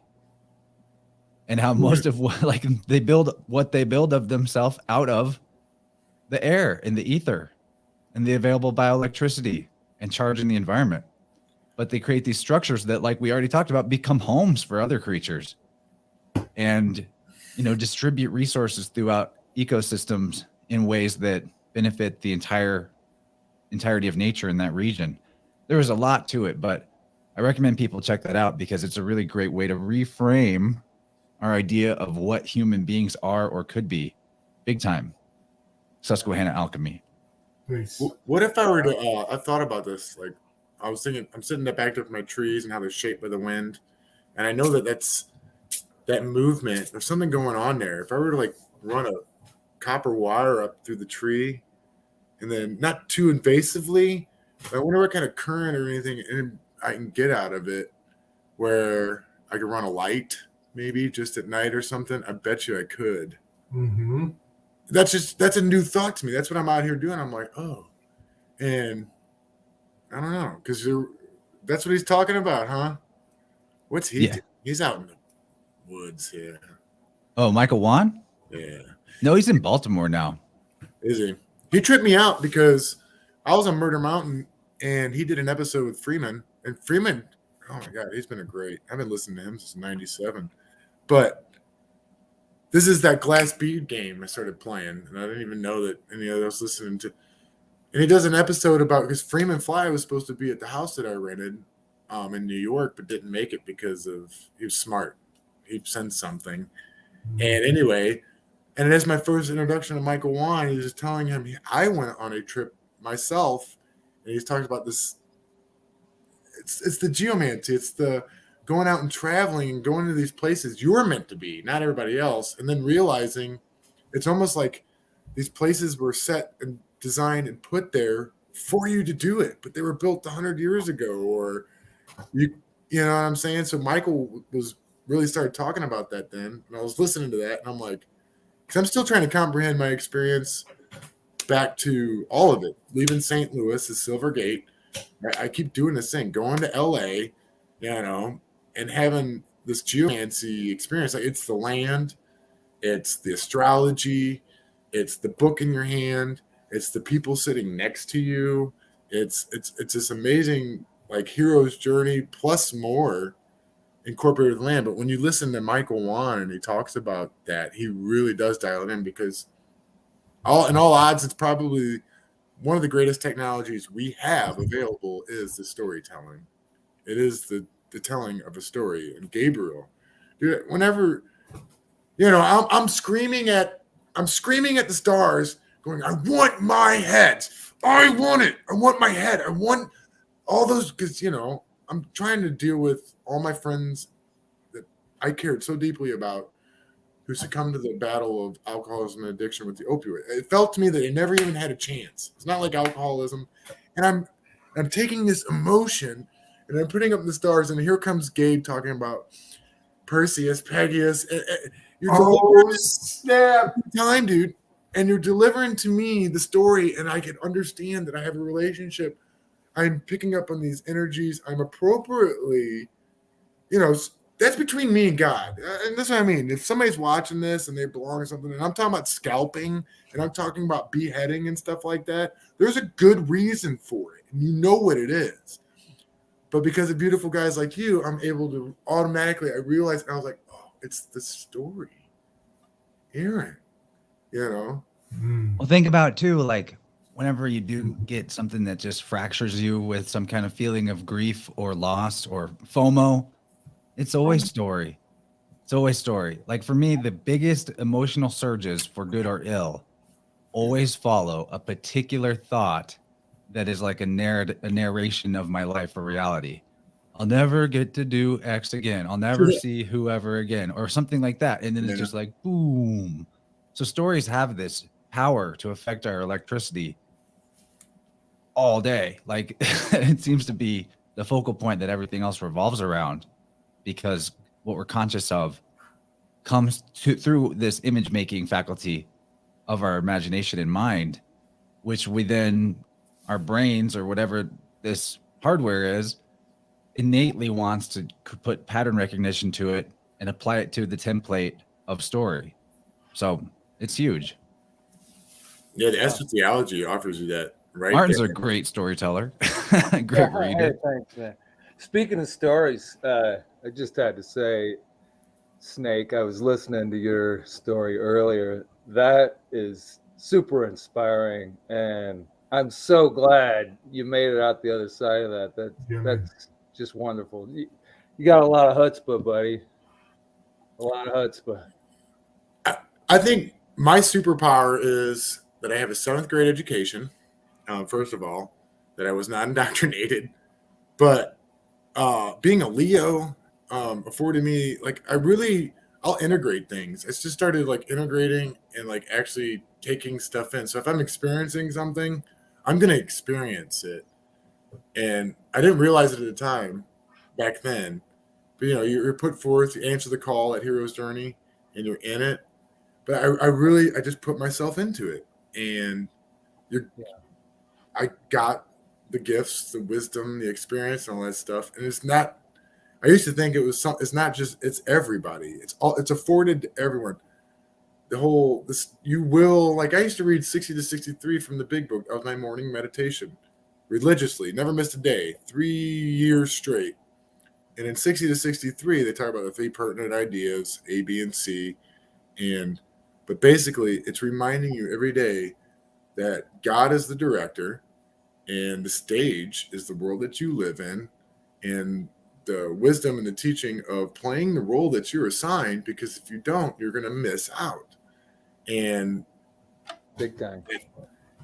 That it was incorporated, and just that alone, that little thing, really just it tricked me. But I was able to do that, and I try and teach other people that. Like I've spoken in front of hundreds and hundreds of people in my recovery, and I was so blessed that the discipline, it was hardcore. I sat down, I shut up, I got to raise my hand and say, I'm Aaron, I'm an alcoholic, and put it down for months and months and months. And my sponsor or my mentor I'd be like, can I talk now? And he's like, no, you ain't got enough experience. He was teaching me how to listen, and I learned to listen there. And then when it came time, I had some experience. We weren't allowed to I never spoke about my past, ever. Why would I? I was so engaged in my recovery. It was always about what you did to stay sober that day, the stuff you were doing in recovery. It filled everything. And I inspired all these people unknowingly at the time because I was in it. And of course, I continued to try and do that. But that's what we should be doing. Like, what are you doing right now? Share it. If there is something in our past, treat it as a great asset. How can you transmit this experience into wisdom and deliver it? So, and I got a lot of help. I got a lot of direction. But once you catch fire with that and you see it inspire other people, you'll stay on that path. I'm the last addict out here. It was just me and God this time. And I'm so grateful for that. Like, I must have done something right. What God do I owe it all to? Really, I'm going to put God aside on this one. Like, I love you, Odin, Jesus, whatever. But the people I owe all this to are the human beings that have been in my proximity and have taught me and been on this journey with me. There's so many. There's so many. I'd love to, I do. I try and like, you guys are humble men. So I can talk about you, Chance. I can talk about you, Gabriel, and I can see you blush a little. And you're like, oh. But it's for real, Gabriel. You've done some amazing things. You've done the work that you are doing is a lot of the work we're all doing, but you put it out there, and it helps me so much to move forward. Chance, Martin, all of us. And I hope that's what we're doing for the listeners tonight, making headway, because God, we are the task at hand right now, the task at hand for all of us. No one person can do. We are tribe-centered people, just look at the Zodiac. I just wonder if I can really be the best Leo possible, and I can be around my other Zodiacs, and then inner Ophiuchus, but we can accomplish some amazing things. Maybe we'll get recognized by our ancestors because they are alive and breathing in our blood. They're contained within the mounds of the ground and the temples and in stories they left us. They're incorporated on us. So they're always there to access. Yep. This is a Vibe Rant. Thank you for letting me vibe. It's awesome. Right now I'm at the end of my shadow work, and I'm just so happy you guys are coming. You brought You're not even here yet, and there's so much life in the farm. Just thinking about you guys coming, Rachel and everybody, and then maybe even more. God, I hope so. I think I'm coming down. Where are you at? I'm up in Iowa. Yes, you're gonna drive to wow. Well, where is it in Missouri? We're in, okay. What would you take? You'd probably take oh my God, I don't even know the route. There's a highway that comes down. What I'll they be call taking it? I-44, and Yeah, we're off 44. off I-44 between okay. St. Louis and Southwest Missouri. You can get here in a day. Are you up by Rolla or? Yep. How Up far between- from Rolla? Hour. Which way? East. You're east of Rolla. Oh boy, yeah. That's about what 6-7 hours from me, but that's all right. I think you went farther need to to come get hang out of out here. with me at Hillberry. Yeah, about the same. I imagine. Speaking of the farm, Yeah. Snake, Go you ahead. want to show some of the videos of your place that you sent me earlier tonight? Yeah, these are more recent ones. When you asked, I was like, oh my God. I quickly grabbed what I had on my phone that I had uploaded it all. Yeah, I don't mean to invite myself either. Eh? Oh, no, you're invited. Dude, you're invited. Trust me, we really want you there. Yeah, 1,000%. You're urged to come more than invited. Oh, thank you. Yeah. You need to be with some like-minded people. That's all I do. I definitely We all do. do. Just I'm think how much starving for it. synchronicity there was in the times we got to see each other at that festival. But Oh, this would be a time where there wouldn't be all this other thing going on, and we'd all just be in that flow the whole time. Yeah, man. And I gotta say, I can't wait to talk off camera because I got so many ideas and things to say that I don't say in front of the camera because I don't want somebody else picking up my ideas, taking them and running them with them. And I just can't wait to touch base with everybody because, like, just right now in this conversation, I got something that I just can't wait to talk in private. We're gonna Yeah, We're gonna same here on a few things. Like there's some things that have come to my attention lately that literally cannot be spoken in the public. Right. And they're huge in the gotta solutions realm. A lot of solutions that just cannot exist in the public because of that spiritual dynamic. Yep. The wisdom to know the difference. Yep. Okay, so we're gonna check out some Snake Jones land. Here. Oh, cool. You think we need sound for this, buddy? Is it narrated? We'll just see. Yeah. Jim. Come on, Jim. Got a goat named Jim. So good. Eddie, come on. Come on, guys. So these are your goats. This when we right around when we first got them. That's Mama and her 2 kids. Got a good deal with that stimulus check. Grass themselves. That's dog heaven. Maggie. They took our jobs. That's Whitey. He's the Don. The Nice. great rooster. That's Maggie around when we first got her. There's Mama. I love doing show and tell of goats. Tons of greens over here. So, yeah, I'm ready to throw fence up everywhere. It's not necessary. I put the little pin around up there, some scrap barn wood, Come on, Holly. and I Holly. let them go into the garden Ain't listening because to it's me. fenced up. But now they won't even leave the yard. If there's grass and food, That's sweet. live and learn. I'm glad I didn't put up all that fence yet. I forget how many roosters you got? 2? No, it's like 6 now. Oh, really? Wow. That's Golden Boy. Golden Boy? Yeah, he's second in charge. Okay, I think I remember him. Yep. Those were our first 2 roosters. We got them from if you're gonna get chickens, get them from a hatchery. Okay. It's a nice view of some cock butt. It's great. So you got Whitey and you got they each got their hens. And now that we got some extra, because we hatched a bunch of our chickens this last fall, our first chickens in our own from the eggs. Uh-huh. And so we got a few more roosters. I got to sell them or, because it's rapey out there, dude. It's bad. My hens are getting tore up. And It's rapey. It's rapey. And Whitey and Golden Boy, they can only protect their hen so much. And then the other guy, I'm watching, dude, like one jumps on there and she's like, and then the other one and the other one. And I'm like, this is bad. So Damn. live and learn. Time for chicken dinner. Yeah, those rooster legs are nice and meaty. Haven't had one yet, but maybe this weekend. Yeah, it's Definitely not heard every that. day I say that either. Cock butt. I apologize. Praxis. Naughty goats. Hey, that's Jim and Eddie. You act like you're starving. You're the best fed goats on Missouri. They're like the kids are your kids. Goats are doing something cool. You gotta throw them. Oh, you got bunnies too. Oh yeah, New Zealand Flemish breed. Yeah. They act Meat like they're rabbits. starving too. I used to have some New Zealanders. What Oh. are you doing?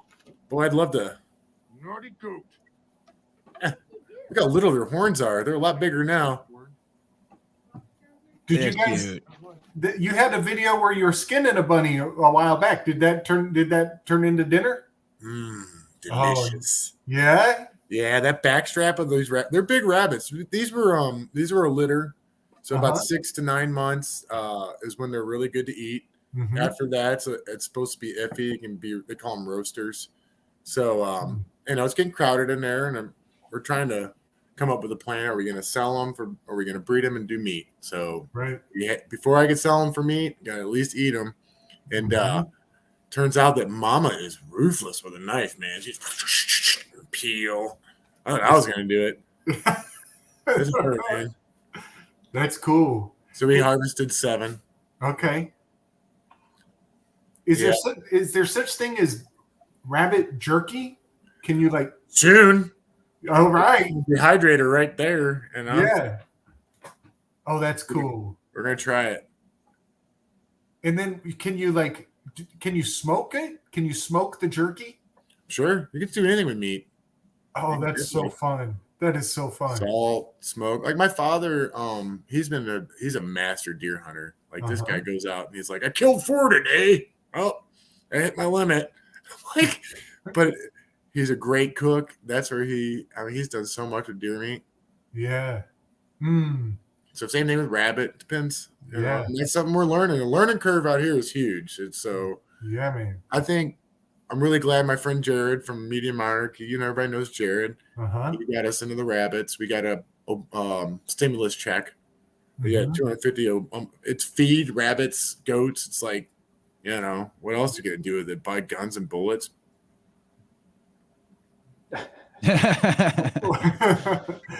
So Did all that. So nice. So I'm thinking about like, oh, this is so fun. This is just a fun because I'm new to these ideas. So like it's all coming at me at once. So okay, theoretically, could you build like a smithy that you maybe I should wait till we're hanging out, but where you melt down iron, cure the rabbits, even make turpentine. yeah, pine forest right here. All in the smithy. Like the smithy could serve so many alchemical purposes. And there you have mineral, animal, and plant. Those are the 3 alchemical realms, the 3 kingdoms. Abundance. Wow. When you come in contact with true abundance, this is probably going to be the first thing that happens to you. You're going to be like, oh, which way do I go? Which direction? What do I do? Yeah, man. Yeah. That's my experience out here. I can go in a million directions. It's infinite. Yeah. You kind of get overwhelmed with it. Uh-huh. And then you dial it back in. Uh-huh. And you go, I need a farmhand. It's been me, my wife, and a 10-year-old boy. And I didn't see it until someone came and visited a few months ago and told me, it's like, oh my God, look what you've accomplished in the last year. And I was like, I didn't see it. Yeah, it's too incremental for you.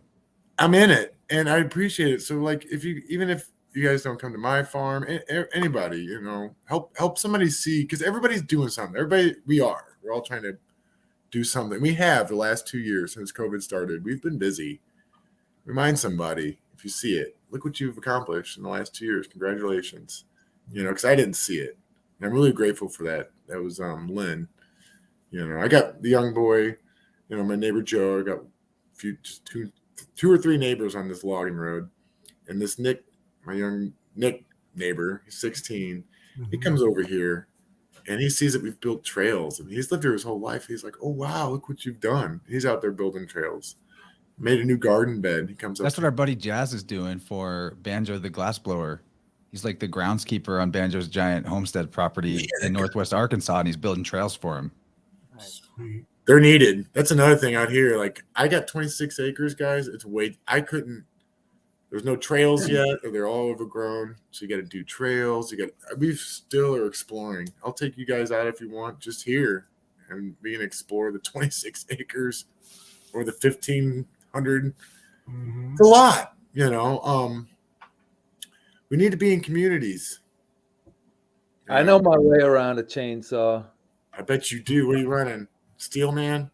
Yeah, I got steel, Husqvarna. I got Martin's the steel man. Husky? Yeah. I've seen Martin. He's buff. He's a man of steel. You What do too. you Ken. mean? And Yeah, this I'm guy out there. too. Look at that. Guns out, guns out. Oh yeah. Okay. Whoa, whoa, wee, whoa. That's an egg diet. This is our last clip from you, Snake. I'm going to play it. You're recording. Okay. Look, this is from two rabbits. Whoa, Well, yeah. and their mom, but I took her out. This is about 2 weeks worth of poop in a tray. And this is That's simple, folks. so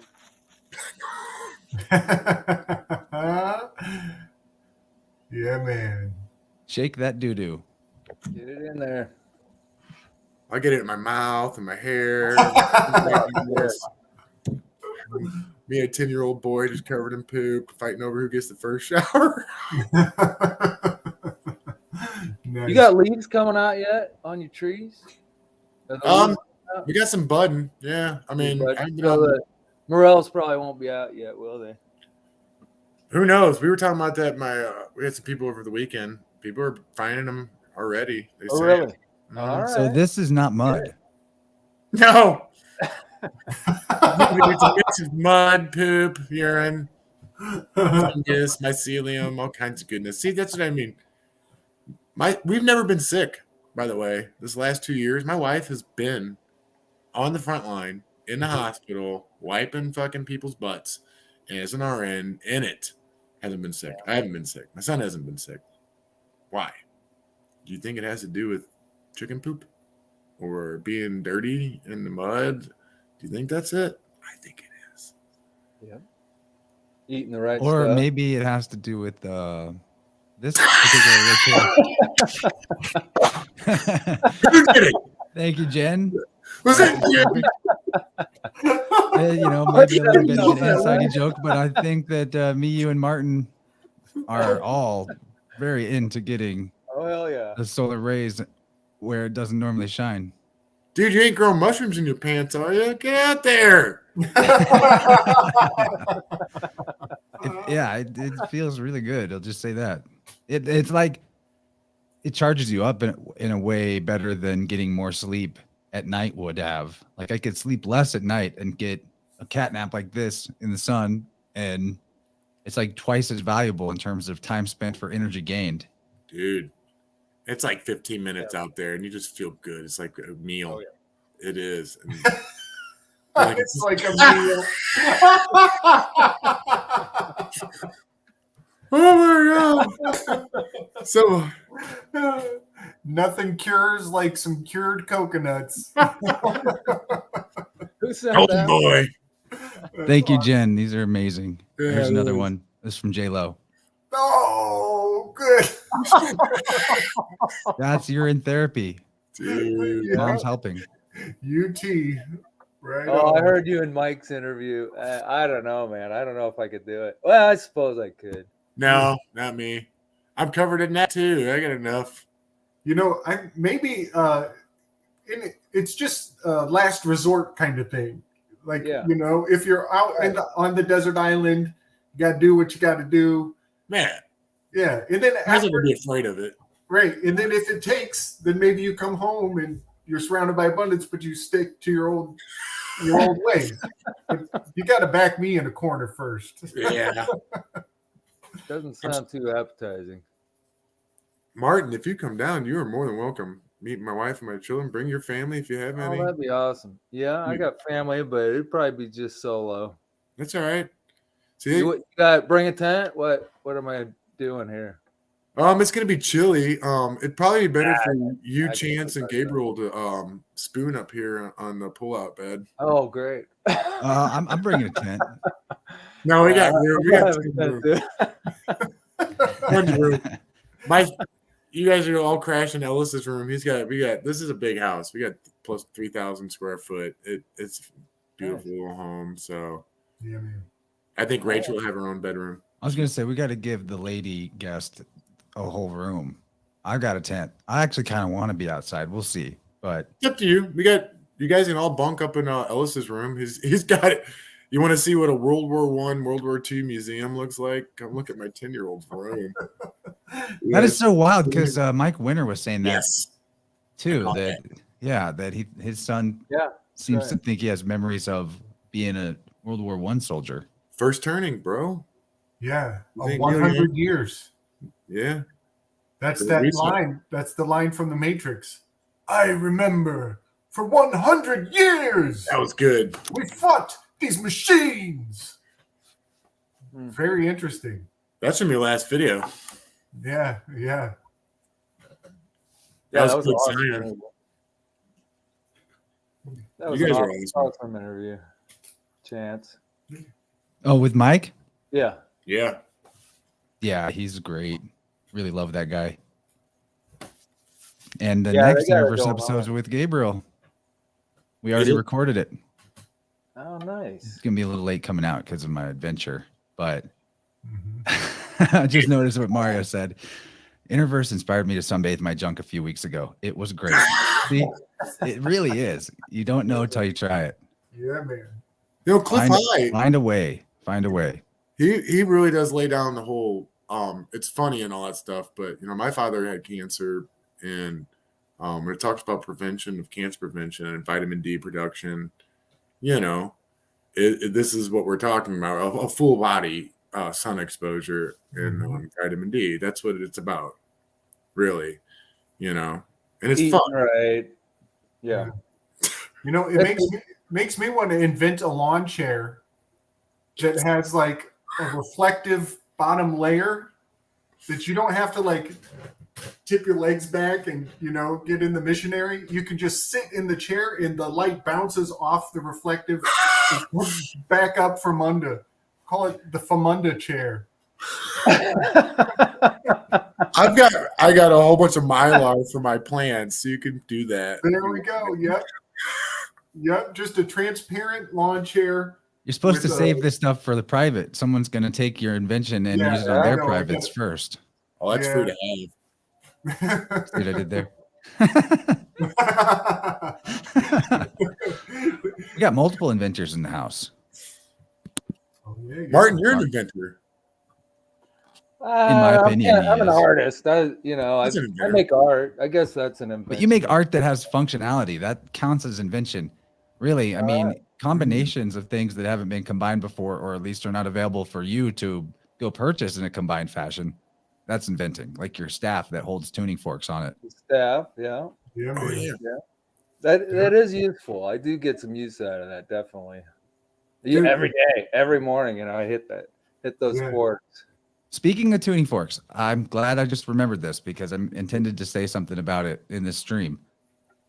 I have difficulty expressing the gratitude that I feel right now because a large group of people in the audience and in the Telegram community came together to crowdfund me getting my dream implement, big tuning fork from tunedearth.com. And it's not a cheap investment, and the team came together and has funded this for me. It's like I don't even know what to say other than thank you. Thank you, thank you, thank you. I had a lot of strong emotions about this and starting to feel it again right now, actually. But I will That's say so more awesome, about this dude. in the future. Yeah, I man. will make sure on stream to thank everybody personally that contributed to that, and That's so awesome. can't wait to show you guys whenever I get it and use it and do like, group stuff for, online with this crazy new tuning fork. So thank you for that. Thank you everybody who participated. When you And get it's it, amazing.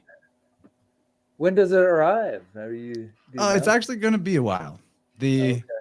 dude produces them in small batches because they are really expensive to get made because they're so big and intricate and engraved, and they have this mirror They're polish. personalized, aren't they? They can be. Yeah. Yeah. I'm going to go for the G tone, the throat chakra. Sweet. Yeah. that's the option I'm going for.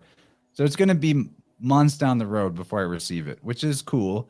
I can wait, but time passes quickly. Anticipation. But I've got that. Yeah. I've got the ability to pre-order it and make sure the thing's locked in and going to show up as soon as humanly possible. So, yeah, I can't wait to show you guys that.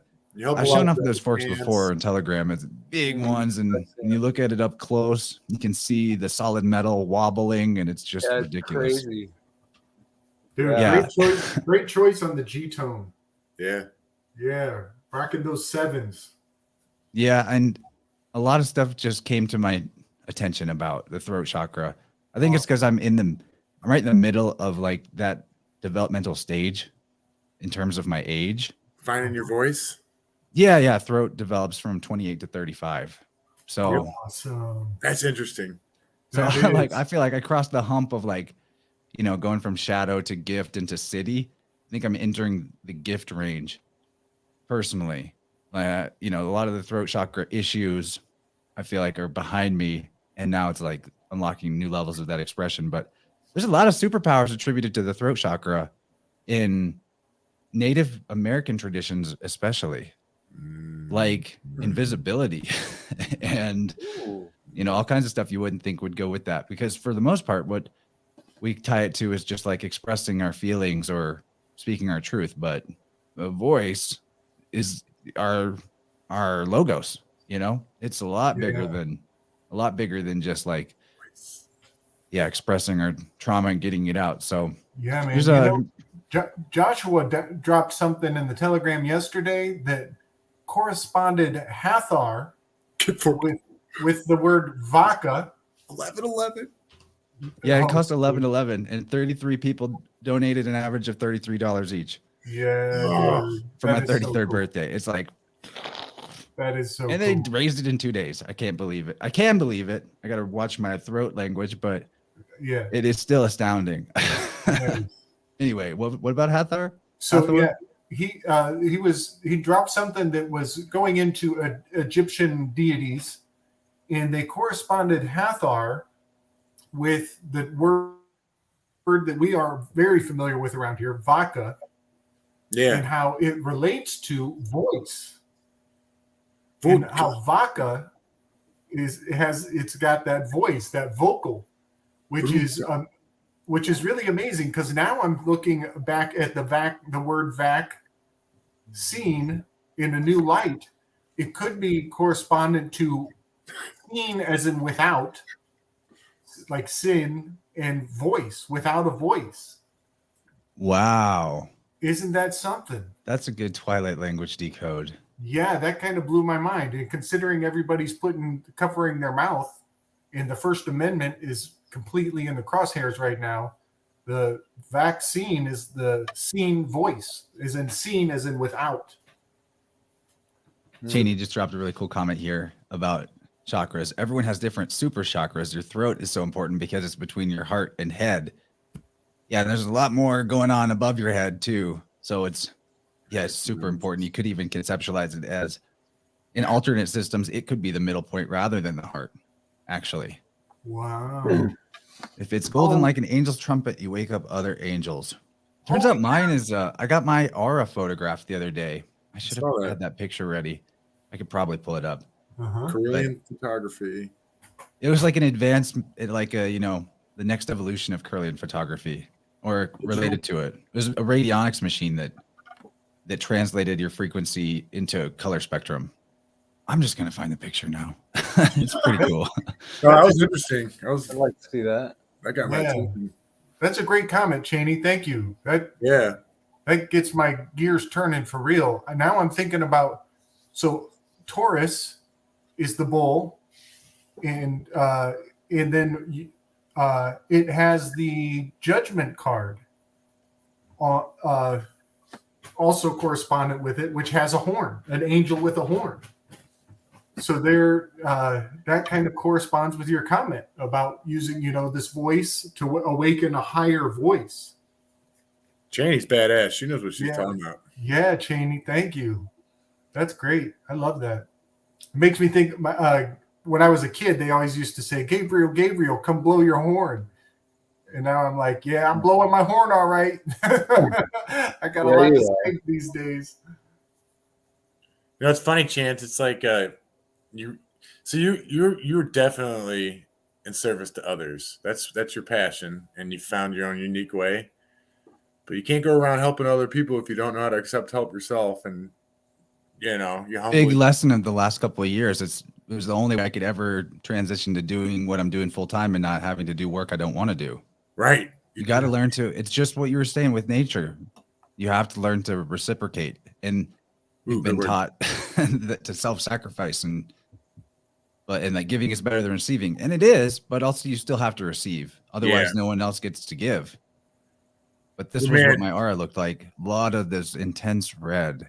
Yeah, that's 1, 2, 3, 4, 5, 6, 7. So are those outs that I noticed? Is that in the actual camera, or is that you? Is that your? That's my face, and then that's like the aura that they with software calculate. It's like they take the electrical impulses from my hands. Yeah. My hands are on these pads. Yeah.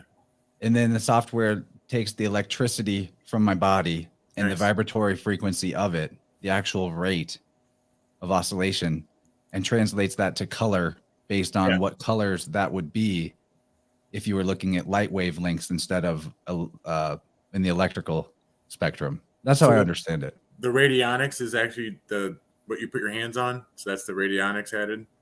Yeah. It's interesting. They said I was a second wave indigo, which is ironic because this is super red. We go, children. Yeah. This was pretty cool. I went to a metaphysical fair. I did a foot bath on the last day of Pisces season, an electrical foot bath, and like pooped out of my feet. Maybe I'll hold back those pictures. It's pretty gnarly. I swear it looked like it. It was really mind blowing.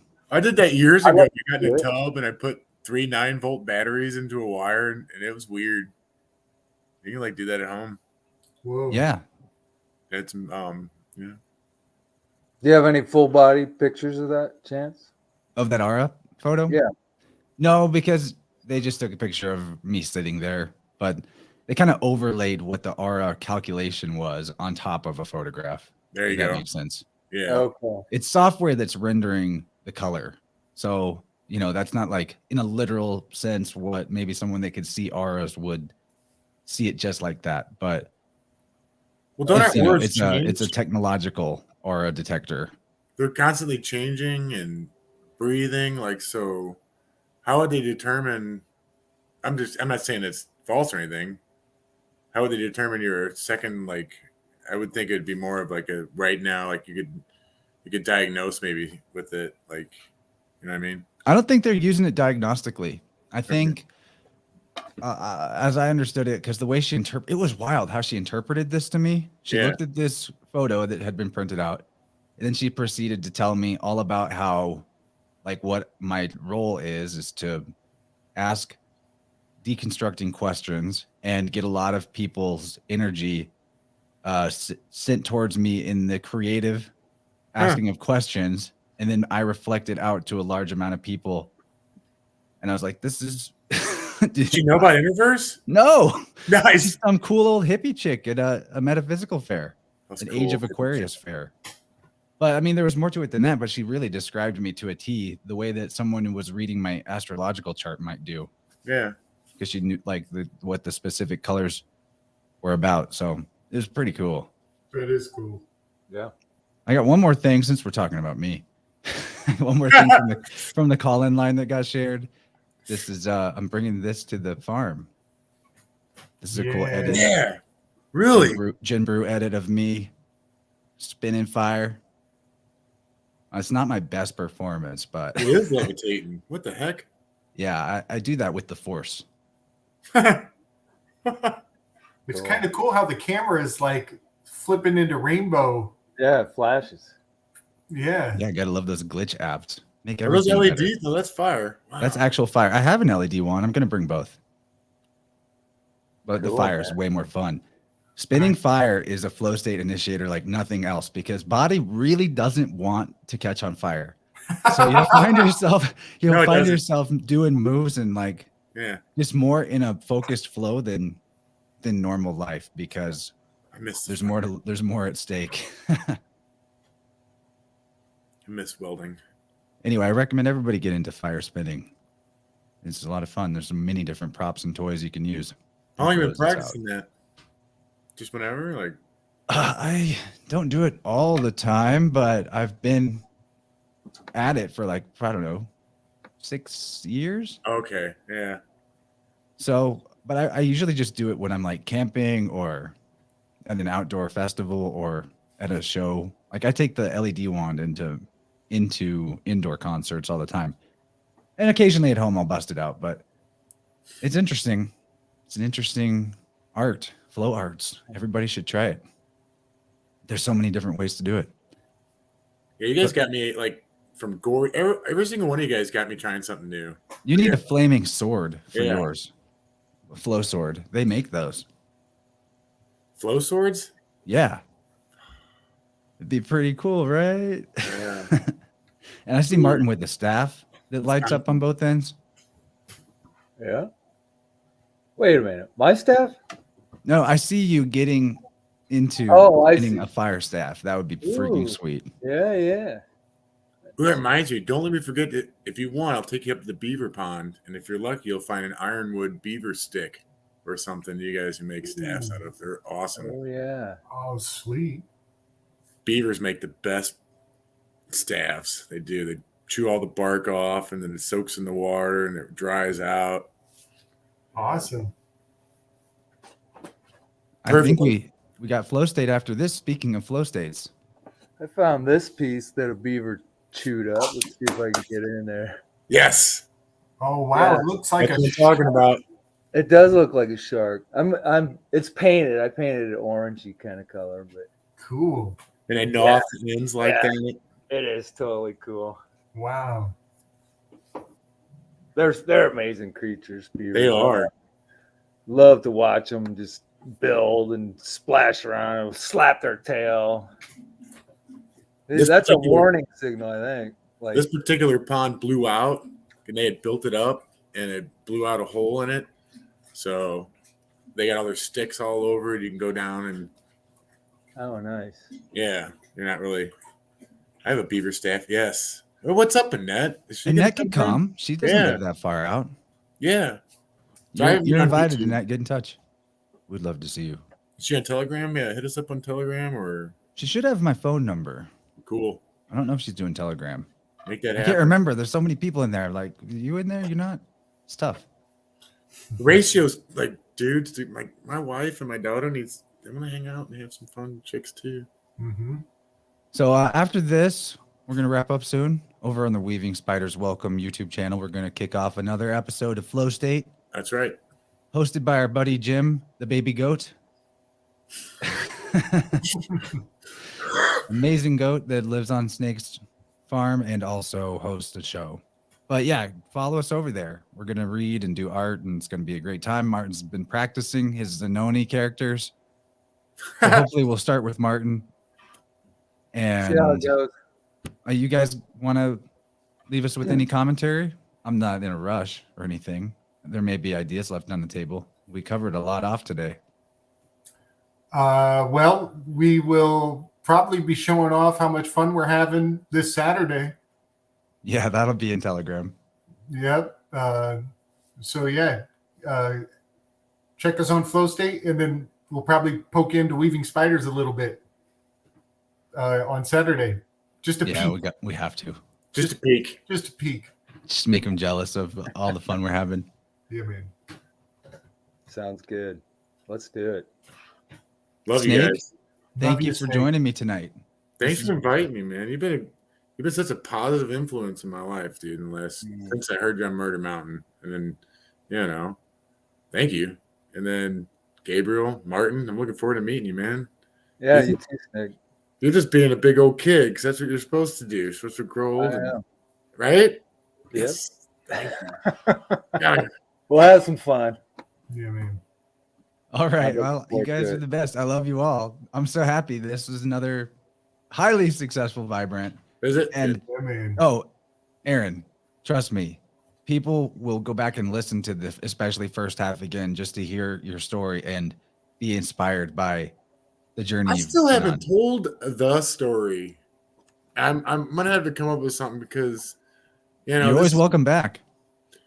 This is my biggest concern. I'm pretty badass, but I'm not so badass that I don't need support, and I don't need to hear those stories too. And even though I am an individual, the key parts to the stories that you needed, I would not know where I was in my journey if I didn't have other people ahead of me telling me theirs.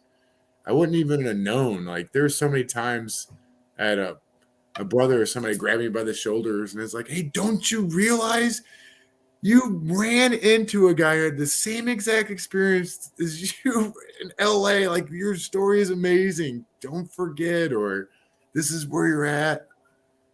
That's because that's the technology. That's the power we have, is storytelling. And I have a story. I'm only not even halfway through it. I got another 40 years, another 60 years, and so do you guys. And to tell the story is important. That's when I was at my happiest.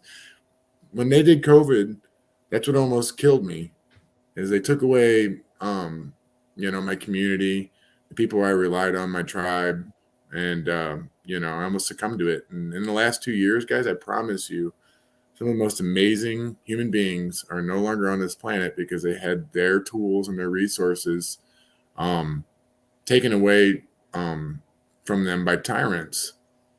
I call them tyrants because who the fuck do you think you are to tell me anything? And then, I'm sorry. When I talk about scalping, you guys should seriously consider this. It's not going to kill anyone. It's not even violent. If you're really good at it and you do it the way it's supposed to be done, it's a great lesson to them. Epigenetically, their children, even though that they won't degenerate, they'll be like, I know what happened to you, Dad. You got your ass scalped. Look at you with half your house. This is the message we got to carry. A symbolic death is addiction, and a lot of us are in that symbolic death, and where we need life and we're coming out of it, that those tools aren't available because we're not within proximity. That I learned that 12 years ago. That 6 feet. That Taurus field, when I discovered that, and that heart and all that stuff, we need to be in the presence. I had the power not to say anything. Okay, I've had so many alcoholics or addicts go, Aaron, I don't know what it is, but I feel safe with you. There's some kind of peace. Is it because I had that aura at that time? I really developed a very powerful aura where I didn't have to say much. And I had a reputation of getting every guy to detox. There was more addicts that walked up to me. It's like, how did you get me into detox? They didn't even know, but it launched them on that course. I played my part. So they took those tools away from us. And now that we know that we got them still, but there's a lot of people out there that still need help. They need support, and they need to hear the stories. And, because guys, I'm no different than anyone else other than, again, like you guys telling your stories, and just the group I have. That's who I give credit to. God, sorry, you're awesome, but this one goes to the people on this planet who have been there for me. Sometimes you're just a 5-minute angel, like, where'd you come from? And you deliver some beautiful wisdom to me that I needed at that moment. That's the vibe, Chance. That's the vibe we got to carry, and and have fun doing it, because if we can have fun with life, then universe is like, wow, look how much fun you're having. I'm going to send you more fun. This dude, works with abundance too. these unseen forces, they're not demons. It's a living universe that, if you choose life, it's gonna be there for you. That's a conviction of mine. And sometimes I never really forget, but I'm not really, I have to so remind people that, remind everyone that, dude, you didn't come to this planet or this earth, you came here by choice and even though you've had all these like disgusting, like deceiving things done to us, we still, like, once you wake up to it, I mean, it's like you become this sorcerer slaying amazing, whatever archetype you choose to be, and that's what we do, and we're doing it. Yeah, living examples. Yeah, thanks guys, I love you. Now I just want to say one other thing. I remember the first time I ever vended art at a big event, where I was selling my own art, and there with like a station and a presence.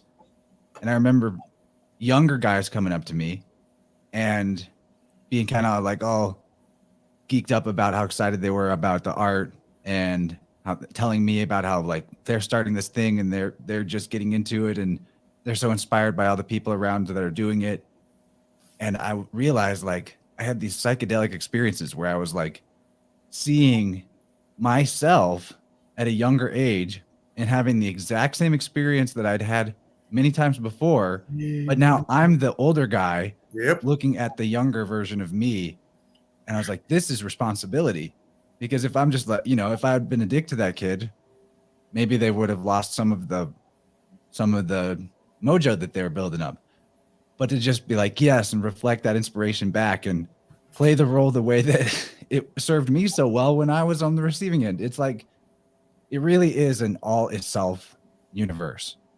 But you got to recognize that and be good to yourself everywhere out there. And dude, yeah, we'll see you all. Weaving Spiders, welcome. You're going to have to learn to love yourself, like, for real.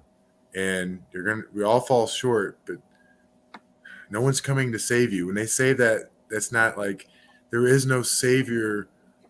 You don't need one. You are your own savior. In this is growing up. This is becoming an adult, I think. I don't know, Mark, maybe you can tell me more, but we're all preparing for that moment, because with suicide or all these things, it's really cancers, even when people give up on themselves, that's when they die. That's when they don't, like, how do I say, like, you have to become, like, the love has to be generated from me back to me, and you build it up to such a point that, and then you can give it away. But I can't go around forever demanding love from people, or else I can't, kind of thing. You get what I mean? Oh yeah, you gotta love yourself first, and it's a process. Anybody else? And it's definitely, it's that willpower, right? You gotta build that will. I'm guessing. I'm not guessing. I'm trying to articulate something I've seen time and time again, like Chance, when you're, but we really do have to master this art. I will, when I'm scalping you for being a tyrant, I love you. I'm doing it mercifully. I don't know.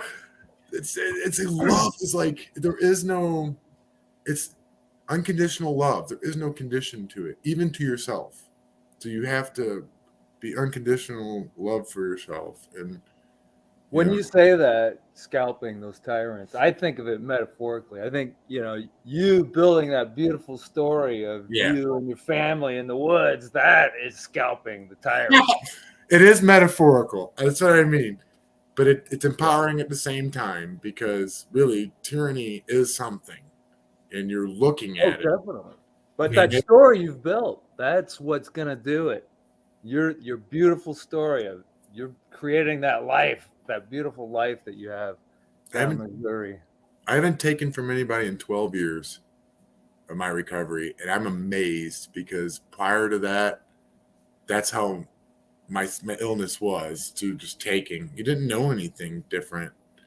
And again, it's that regenerative love of self and all that stuff. Because people will tell you you're Moving towards source, like you brought up with Wheeler. and I'm like, you know, people will say, oh, you're egotistical. I'm like, maybe I am. Maybe I need my ego right now. Well, you are a Leo sun. Yeah, but maybe that ego is that egg. That's like you. I got that from you, dude. That was like, and we're birthed into a new, you know, because it's always.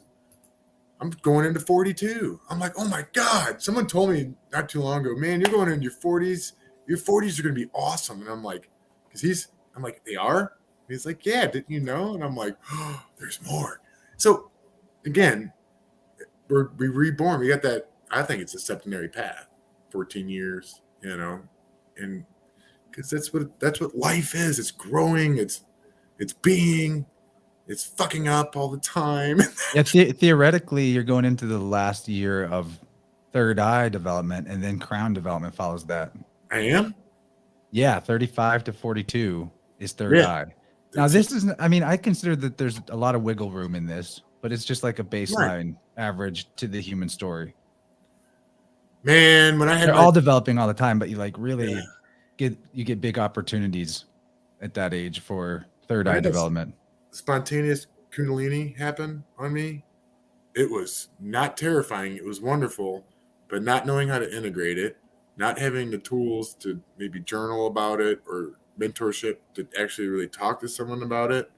And what I was shown or I saw was even more disturbing. So I spent the last year really, you know, that's important to really understand what that is. But thank you for that, because that's pretty much what you said. It just boom, purple, beautiful. We're gonna need to talk about that whenever we get together. Right? No, I mean, compare notes. We need to know this stuff, guys, and we don't have to sell any books on it. We're just all trying to help each other. So I have these experiences too. I mean, you know, right on. That makes sense. All right. Well, we're gonna hang up the Vibe Rant and head over to Flow State. Otherwise, we'll just keep going. It's too easy with you guys. This has been super fun, and of course, huge love to you, Aaron, and thank you, Martin and Gabriel, for joining us too. Thanks for having us. This was perfect. See you guys on the other side. And thanks everyone for listening. Love you all, and thanks for all the happy birthday stuff. You guys are the best. I love everybody. Bye. Big power. Shoot me a link, Chance. Will do.